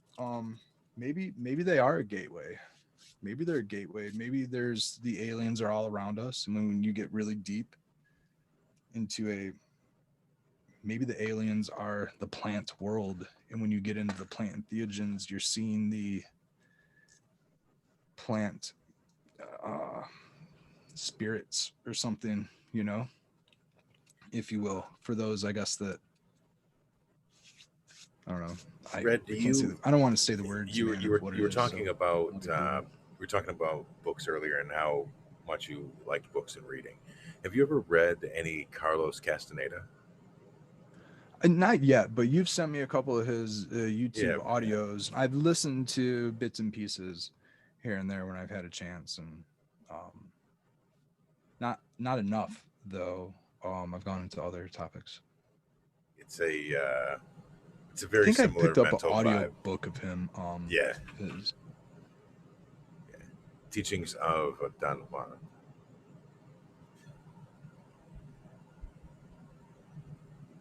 Yeah, I agree with Raptor right there. The extracts are also help so you don't get an upset stomach like most people experience. Oh yeah, TM. Come on now. I was just listening to some Terrence McKenna today. Some people like him. Some people, It's great. it's like nails on a We can chalkboard. talk stoned ape theory. Stoned ape theory is cool. It's fun. Have you? What is the? He wrote. There's one audio Uh, book of his that's True long as fuck. hallucinations. Yes. True How did you fucking hallucinations. know, dude? That is just. Oh, because I was about to shout it out. Jeez. We're on the same page here. Yeah, listen to Terrence McKenna's True Hallucinations. That's great. They talk about going for their trips through South America and everything, and Mhm. running into The actual aliens. mushrooms the So size of dinner plates all over the place. Him and his brother. Um, yeah, man. I I don't know. I really like Terrence McKenna. I feel like he's truly a wordsmith. Sometimes it's amazing when I listen to that dude talk because the way that he speaks, he just throws so much at you at once. You're like, God damn, bro. and he has a good sense of humor when he talks too. He's great, and his stories are very powerful. Like the way he's a subtle talker, but he's a powerful speaker. You know what I mean? Like, I mean, he'll sit there Indian style, crouch down, and like cool, calm, collect, but like with this smile on his face, and it just changes the way that you. I mean, and you'll just sit there and listen. I'll listen to him and not think about shit. I won't even think about what he's talking about. I'll just listen to his. The cadence. Yeah, you know what I mean. Just listen to the rhythm of his voice, and it's almost a Zen meditation type of thought wave. Yep, it's great. Yeah, You're TM's barking great. up the right trees. Very good, very good to listen to. Not to be I've been, confused with you say TM, not to be confused with transcendental meditation. yeah, Go right. down that road before we get the hell out of here. Well, I've been listening to Eckhart Tolle, ECKHARTTOLLE or something like that. He's also on YouTube, but he's like he kind of puts Eastern philosophy into the ways of the Western mind and maybe the ways of the Western word too. Where so he was kind of talking today. It was kind of cool. He was talking about like uh he dipped a little bit into like where you would like listen to, like if you ask somebody like if they know who you are or something That's like the that, you know channel, Rat that Daddy. I'm subscribed to. We Plants Are Happy channel. That's how I get my daily. oh fucking yeah Terrence totally McKenna, that's the best Terrence McKenna yeah. dude. It's like all Terrence McKenna. Yeah, that is a There great was a one. cool thing that What I else was found online one time about him is there was like a website and it had a listing of every talk that he'd ever given, and then it had like links to everything. So like if there was an excerpt from it on YouTube, then you would click the link and it would take you to that talk. So the like the Esalen series I think there are some really good ones. They're like 10 hours long. Somebody else I dig listening to, another weird voice dude, but really good stuff, is Jidao Krishnamurti. You ever check that dude out? Indian dude from the 60s. Very, very well spoken, articulate. I'm trying to think of the dude I used to like. It's probably not gonna happen anyways. Bruce Horsby! It probably will happen. I'm not gonna be able. I'm not gonna be able to 3 sit here o'clock in the in morning. silence though. I think so. Yeah. Let me see here. Where was I? I was getting somewhere, man. I'm gonna come back. I'm gonna keep rolling this joint. Okay. But yeah, I mean, maybe there's a plant world that you're kind of tapping into. I think that's kind of where I was getting at with that. The happy We're, plants. we're coming all the way back around full circle with the wagons. I was looking at that. Shit. So we plants are happy plants. Okay. So, do you know yourself, right? Who are you? Okay, the famous question, right? You say, "Oh, I'm Scobo One." No, you're not. Who are you? You know what I mean? Oh, I'm whatever. You start describing yourself. No, who are you? You know that famous thing, right? Do you know who you are? And like the Zen masters, I do not know who I am, and no, and be confident. There in is not no knowing. I to know. The I is not you. Right. So, in what I came to conclusion, and this isn't a conclusion, this is just a thought. I came to the thought of a part of that answer, and only a single part of that answer, and it broadens so much more than just this one little part. This is just a single fraction of this, and as we are the seasons. Because as I was thinking of spring, fall, I've been thinking about this a lot. Like I do this every season change. I do this on the equinoxes. I do this on the solstices, and I have powerful thought conversations with the seasons. You know what I mean? And Break it down. and so I was thinking that is part of what we are. Is we are the seasons. We are this change in. We're this change in. As we kind of as we kind of think and move through our day, we're manifesting our next day or our next year or lifetime cycle. And as we go through spring as the rebirth and the new, and our manifestations are new and rebirthing and fresh, and as we grow through summer and have these powerful reflections or powerful moments of summer, and then get into fall of change and tons of change, because we go through this awakening of, oh man, we can breathe again, it's summertime, we can stretch out, and then all of a sudden it hits us like a rock where it's snow and our bones are cold and brittle, and then that's basically winter here. And we get it all in one day in Michigan, on the shoulder seasons. Shoulder seasons are rough. It's summertime during the wee hours between 2 p.m. and 4 p.m. And then we kind of get spring and fall on the shoulders of those hours. And then at nighttime, it's brisk cold winter, we really get into it. So I was really just reflecting on the seasons, today being the eve of the equinox, and then into tomorrow being the equinox, and then obviously best advice is to get with your plants, and if you can get with the roots. And I'm gonna get out in my sunflowers hopefully at 8:30 at that time of duality to just Okay. exist amongst, and go and So just get on to fall.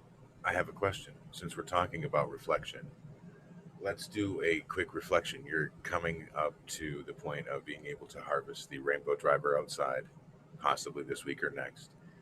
So, what have you I'm gonna learned? go minimum. I'm gonna give it 2 weeks, but Two yeah, weeks? Okay.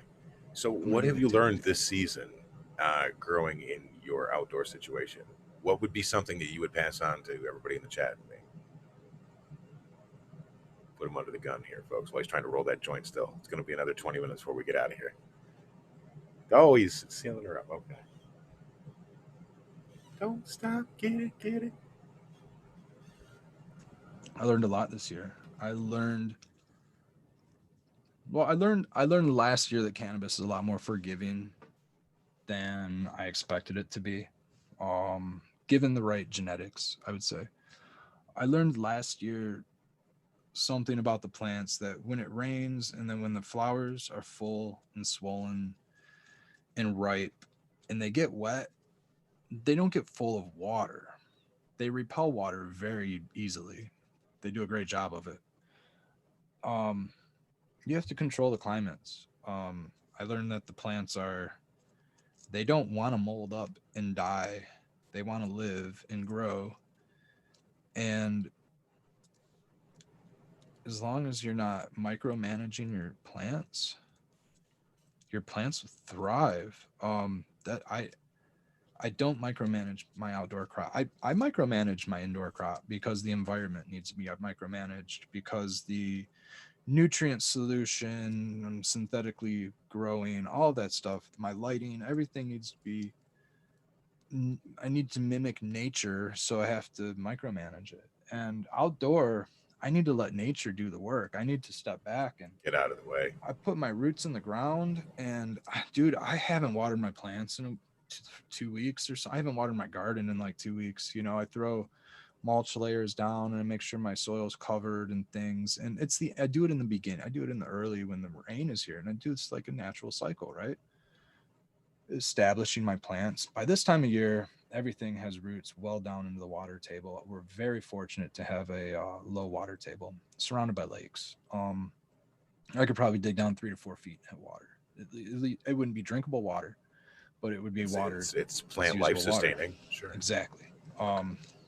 So very, very fortunate in that respect. So I utilize that, and by letting my plants kind of give them a little bit of a starving, dry out or whatever, I'm going to force those roots to search. Those roots aren't going to go shallow looking for water. They're going to go down looking for water, because that's where water exists in nature.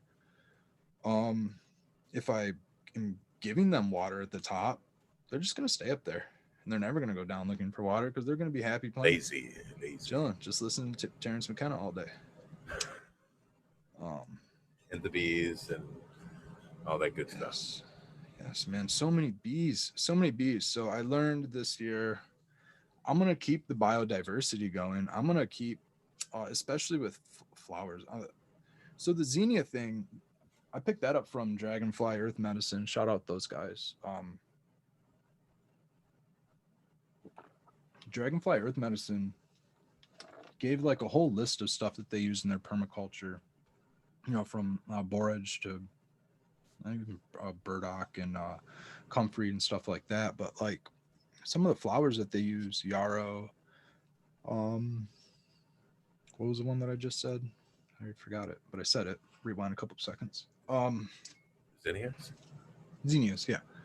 And that one specifically. So I planted some zinnias, and I was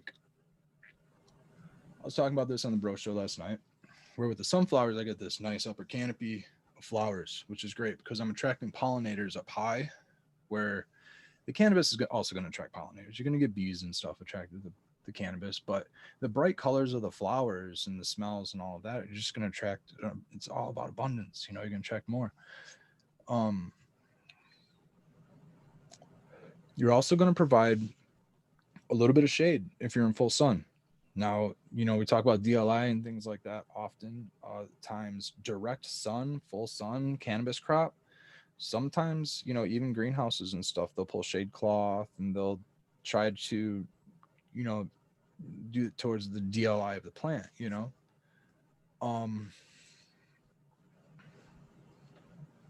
I kind of have good results with the upper canopy of sunflowers. I noticed that, you know, I'm not seeing like a lacking of light on the plants or anything like that. So everything seems to look really, really healthy in that regard. I'm seeing nice green plants. They're definitely photosynthesizing well. They're flowering well. The only downside to it is that, you know, there's, you got to manage things that fall off the upper canopy, petals. So, are pollen, you just top bits dressing like that. anything out there with anything, or are you just rocking and rolling in the native soil? And I top dress on my shoulder seasons with a little small mixture of whatever, like the worm castings that I might pick up during that season until I start making my own effectively. But what I'll do is like per each bed, it'll be like, let's say like a gallon container worth of maybe like half gallon worth of like the worm castings. And then it'll be like maybe like a quarter to a half cup of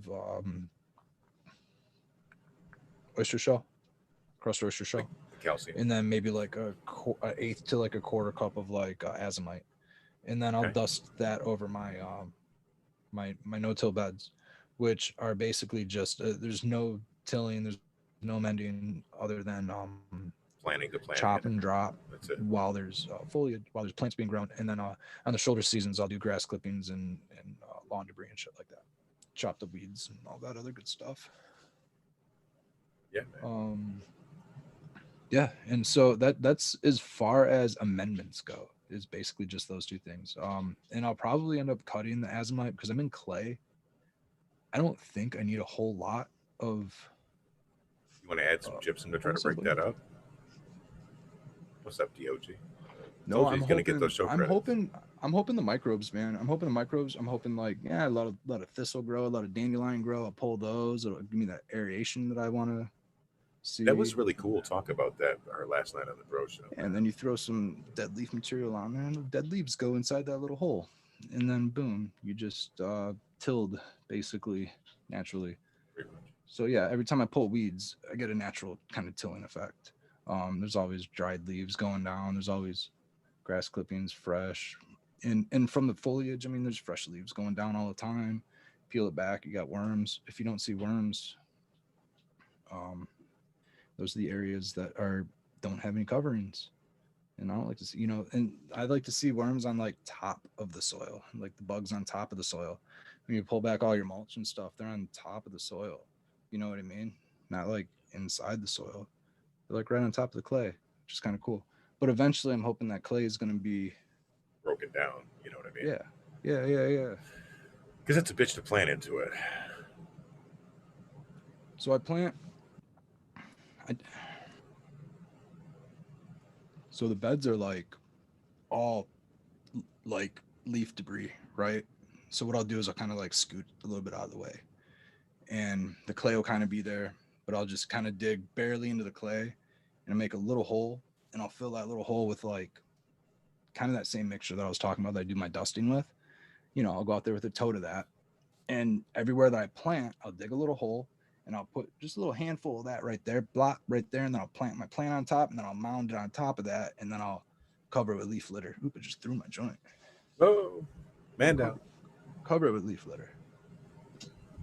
You got all And into that then shit. it'll grow, you know, basically straight down. It might try to grow into the leaf litter and shit like that, but usually it doesn't. Usually what I have is like a half planted pot, but they are, what did I say? A half potted plant. There we go. I guess it go either way, both ways. Yeah, man.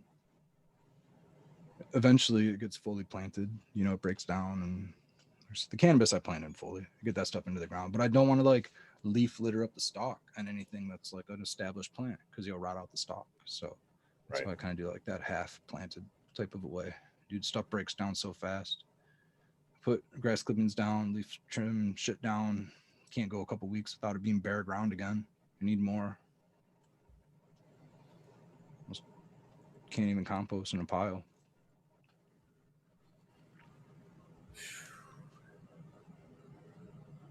Stoned. Stoned. Just shout outs, man.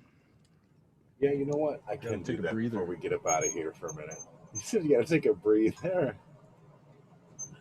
I swear I don't think I've taken a breath, Scobo, in the last 25 minutes. I think I've just been on a rant. You know what though? That's what the people come for, right? They don't come for me; they come for you. So I give the people what they want. And with that, I want to say a shout Didn't even out give 'em to. aliens. We didn't even give them aliens yet. Well, you don't give them to them every week. You gotta expand that out a little bit. We tiptoed around it a little bit. See how I'm trying to use the reverse psychology on them, folks. We'll see if I can get them to do it in the last couple minutes here. We got about 10 minutes left.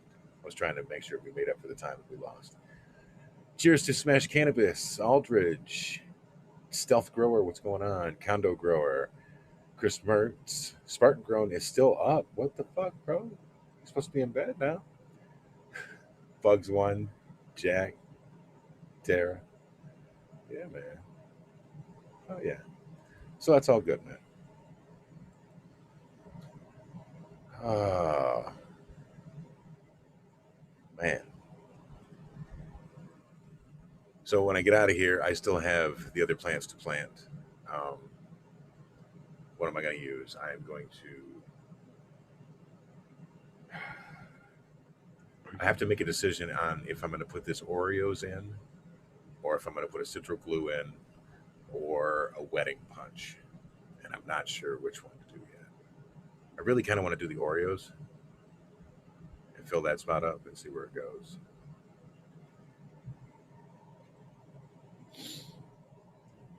Are you reading Hindsight's question? No, I am not on that channel right now. I had to go over to the YouTube studio for a minute.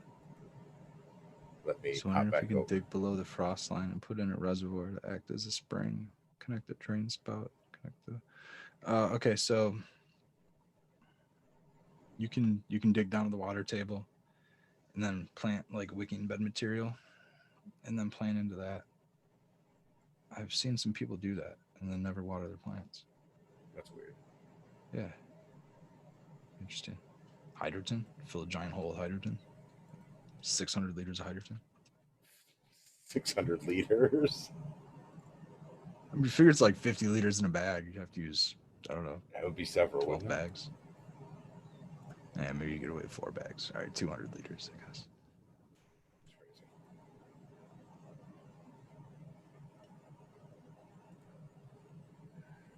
Oh man, we appreciate. Yeah, no, you're not just stoned. We make sense. Yeah, I suppose you could. I mean, why Doing stone, couldn't man. you, if you have a like a garage or something, you can cut a hole or fucking like a thing through there and put the barrel inside. Don't do that shit to a rental though, right? Cover it, heat it. You know what I want to do is do like a lean-to greenhouse off the back of my house. Oops, it's Um, perfect for that, man. so yeah, so like the grow, you put your grow room right. You put your grow room adjacent to the wall to where you want your greenhouse, right, and be up on your IPM. Um, and exhaust all your grow room air that's nice and hot and dank into your little lean-to greenhouse on the other side of your, instead of exhausting it outside and just wasting all that hot air, heat your outdoor greenhouse with it. Yeah, I'm gonna do that. Well, yeah, because your temperatures aren't crazy. It's not like you're running a 98-degree grow room inside that you're blowing over top of this outdoor plants. Whatever it is, Right, it's it gonna. would be like 75. It would be a constant like probably 75, 80 degree temperature. I Right. would at least get through the shoulder seasons. I could easily grow some like greens like spinach and I could totally like have carrots and probably anything like that out there. I'm sure I could stay above freezing in there with that type of a temperature, even in a cheap Now, but what would lean-to you greenhouse with what would you plastic. build it out of? I would probably build it out of wood. I wouldn't attach it for tax purposes, but I'd probably seal it off pretty well with foam. And then I would probably give it a good I was gonna say I would probably use like a plastic, but I would honestly probably use like that poly material like Dankman Dan has on his Yeah, I greenhouse. really like I that. would go with that stuff. And I would fill in the gaps and foam in the gaps and give it a good it would have its heat source, you know, so and maybe even build up the sides on the outside, you know, because where I'm at, it's not going to get a lot of light. This isn't a high light greenhouse. This isn't for growing my cannabis. This isn't for doing anything like that. This is for early season propagation. This is for low light, whatever.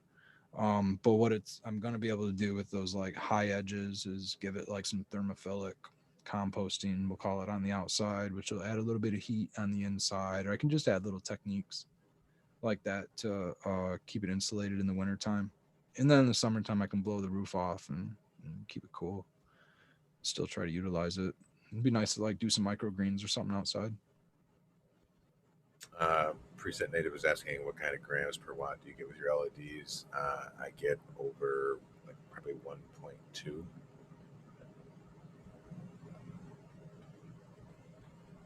And that's just with my new lights right now.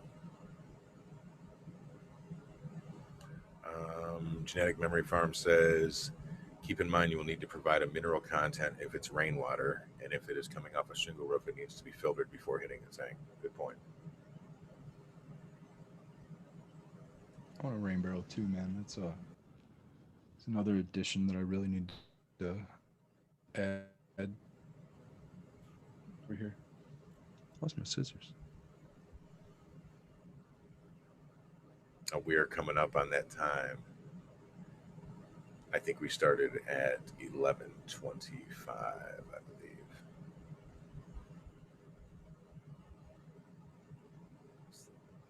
The rainwater filter. Okay, yeah. Should I give him stoned ape theory in celebration of yesterday's mushroom day and today's Ann Arbor's celebration? Hit him with Nah, it. we'll save it for now. I'll hit him with it. All right. So if you're into Terrence McKenna, actually, oh man, I want to shout out his book. We already talked about True Hallucinations, but his other book, Food of the Gods. Is it Food? Is his book Food of the Gods? Yes, his book's Food of the Gods. Because I get it confused with Graham Carlson. I keep getting that dude's name mixed Graham up. Hancock. Graham Hancock's book. You always get the other dude, Randall Carlson, mixed Randall up with him. Carlson. I get both those dudes mixed. Yeah, I get them See, like the hybrid. blame Joe Rogan. I totally do because he's had them both on. Blame it on the rain. But yeah, Graham Hancock is a great author, and his books I Red get Rogan. often confused with.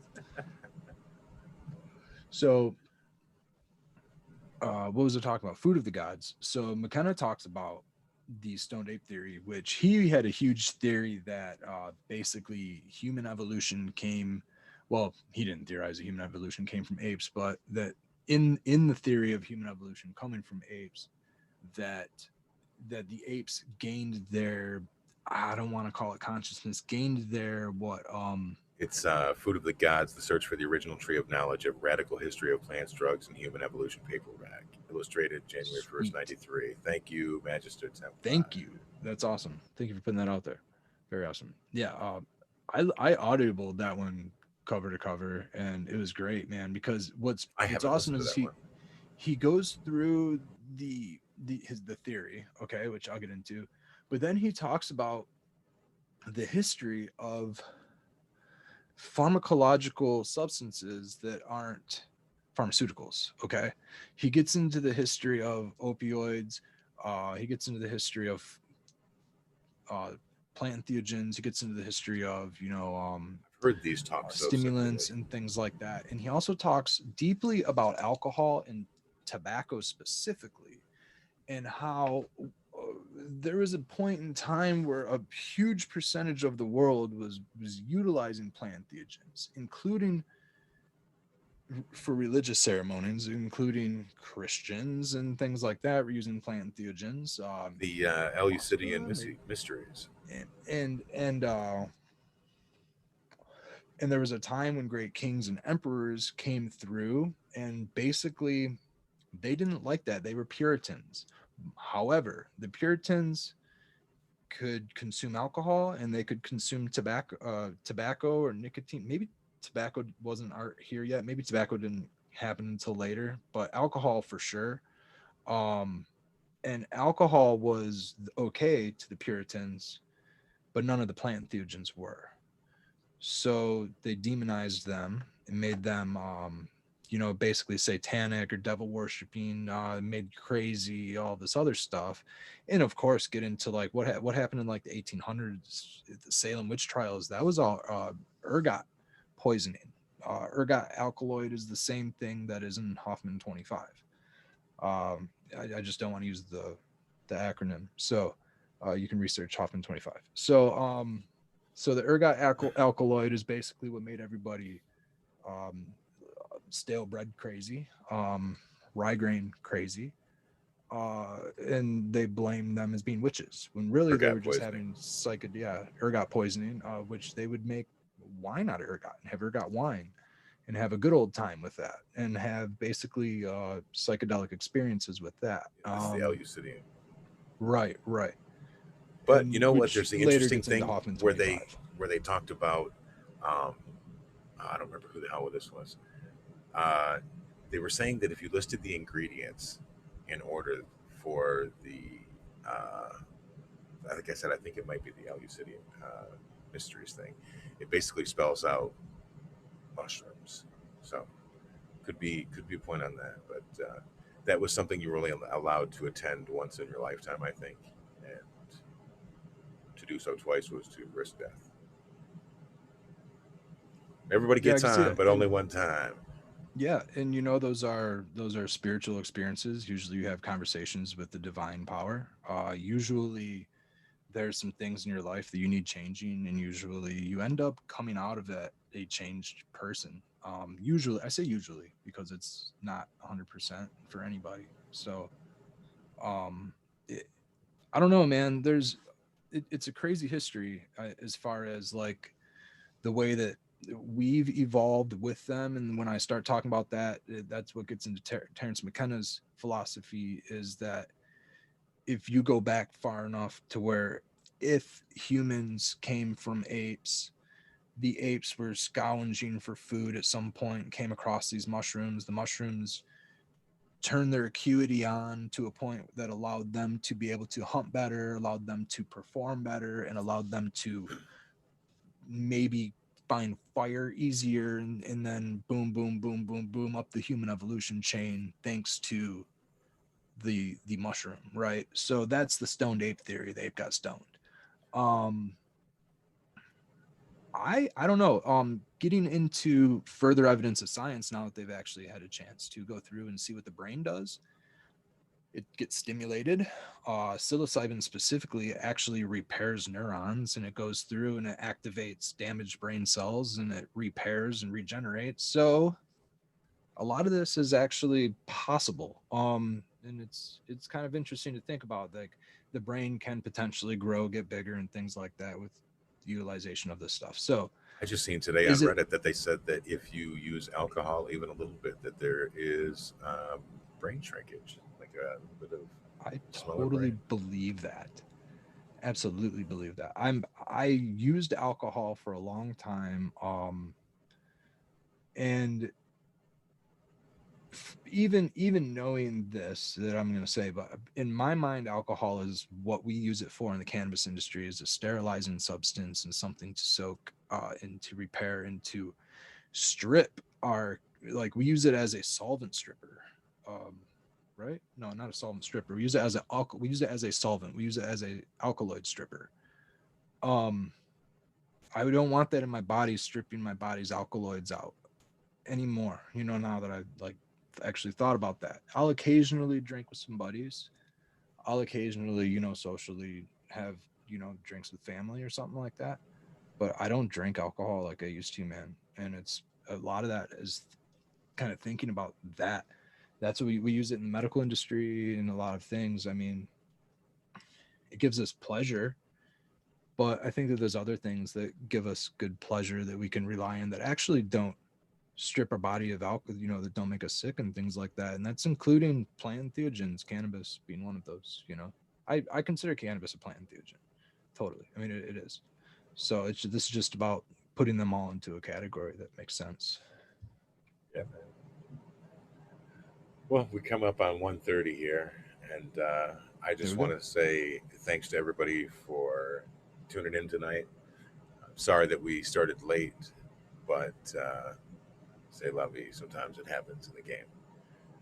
But before we go, I would like to give a shout out to our I partner, do Easy understand Swap that. Pods. Genetic memory farms. I completely understand that without water, we had to resort to beer because water was too just nasty to drink. Brackish. Yeah, yeah. Um, you know, I get it. I understand. Yeah, man. So if you didn't get enough of us, make sure that you come back through on Thursday morning at 6 a.m. for Wake and Bake with the Groskies. Other than that, you can catch the gang Sunday night at 9 o'clock for the Bro Show Live. Red, you got any shout outs before we run up out of here? Yeah, man. I saw somebody in there shout said Eagle sent said a shout out Eagle. He's on most likely. He should Yeah, be on. or we'll be So coming on run over soon to Eagle enough. So Gardens. slide over Fucking there. talking And shit with Eagle Gardens.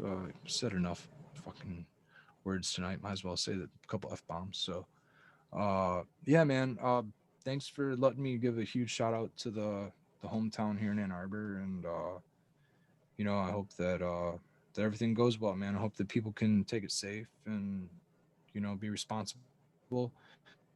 It is a college community, one of the largest in the country. So hopefully everything rolls real smooth with us. There's a couple really awesome herb shops. Heaven, Stairway to Heaven, I think is one of them.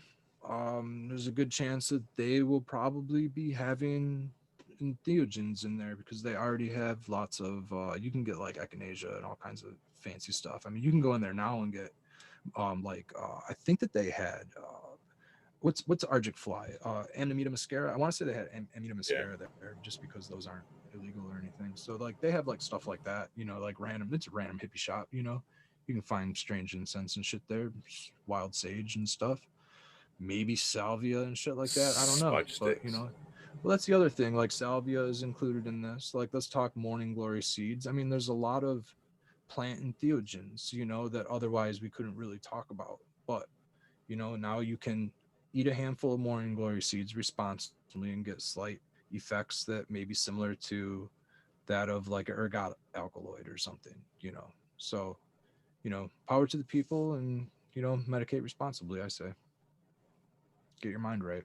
So what I'm hearing is that it's totally aliens. It's always been aliens. Yeah, My man. shout out goes to the aliens. They didn't cut me off this time. I gave them what they needed last time, so it was perfect. It was a win-win and an extra win on top. So we got our win-win-win. It's so hard for me not to just cut the stop live stream while you were in the middle of talking so they could think we both got abducted. But Appreciate it, man. Are we still rolling, or did you cut it? oh, we're still out, bro. We're still out. All right, cool, man. I just want to shout out everybody for hanging out and listening to me ramble, man, because sometimes it gets a little long-winded. Appreciate you all. Rainbow on Red Center Farm.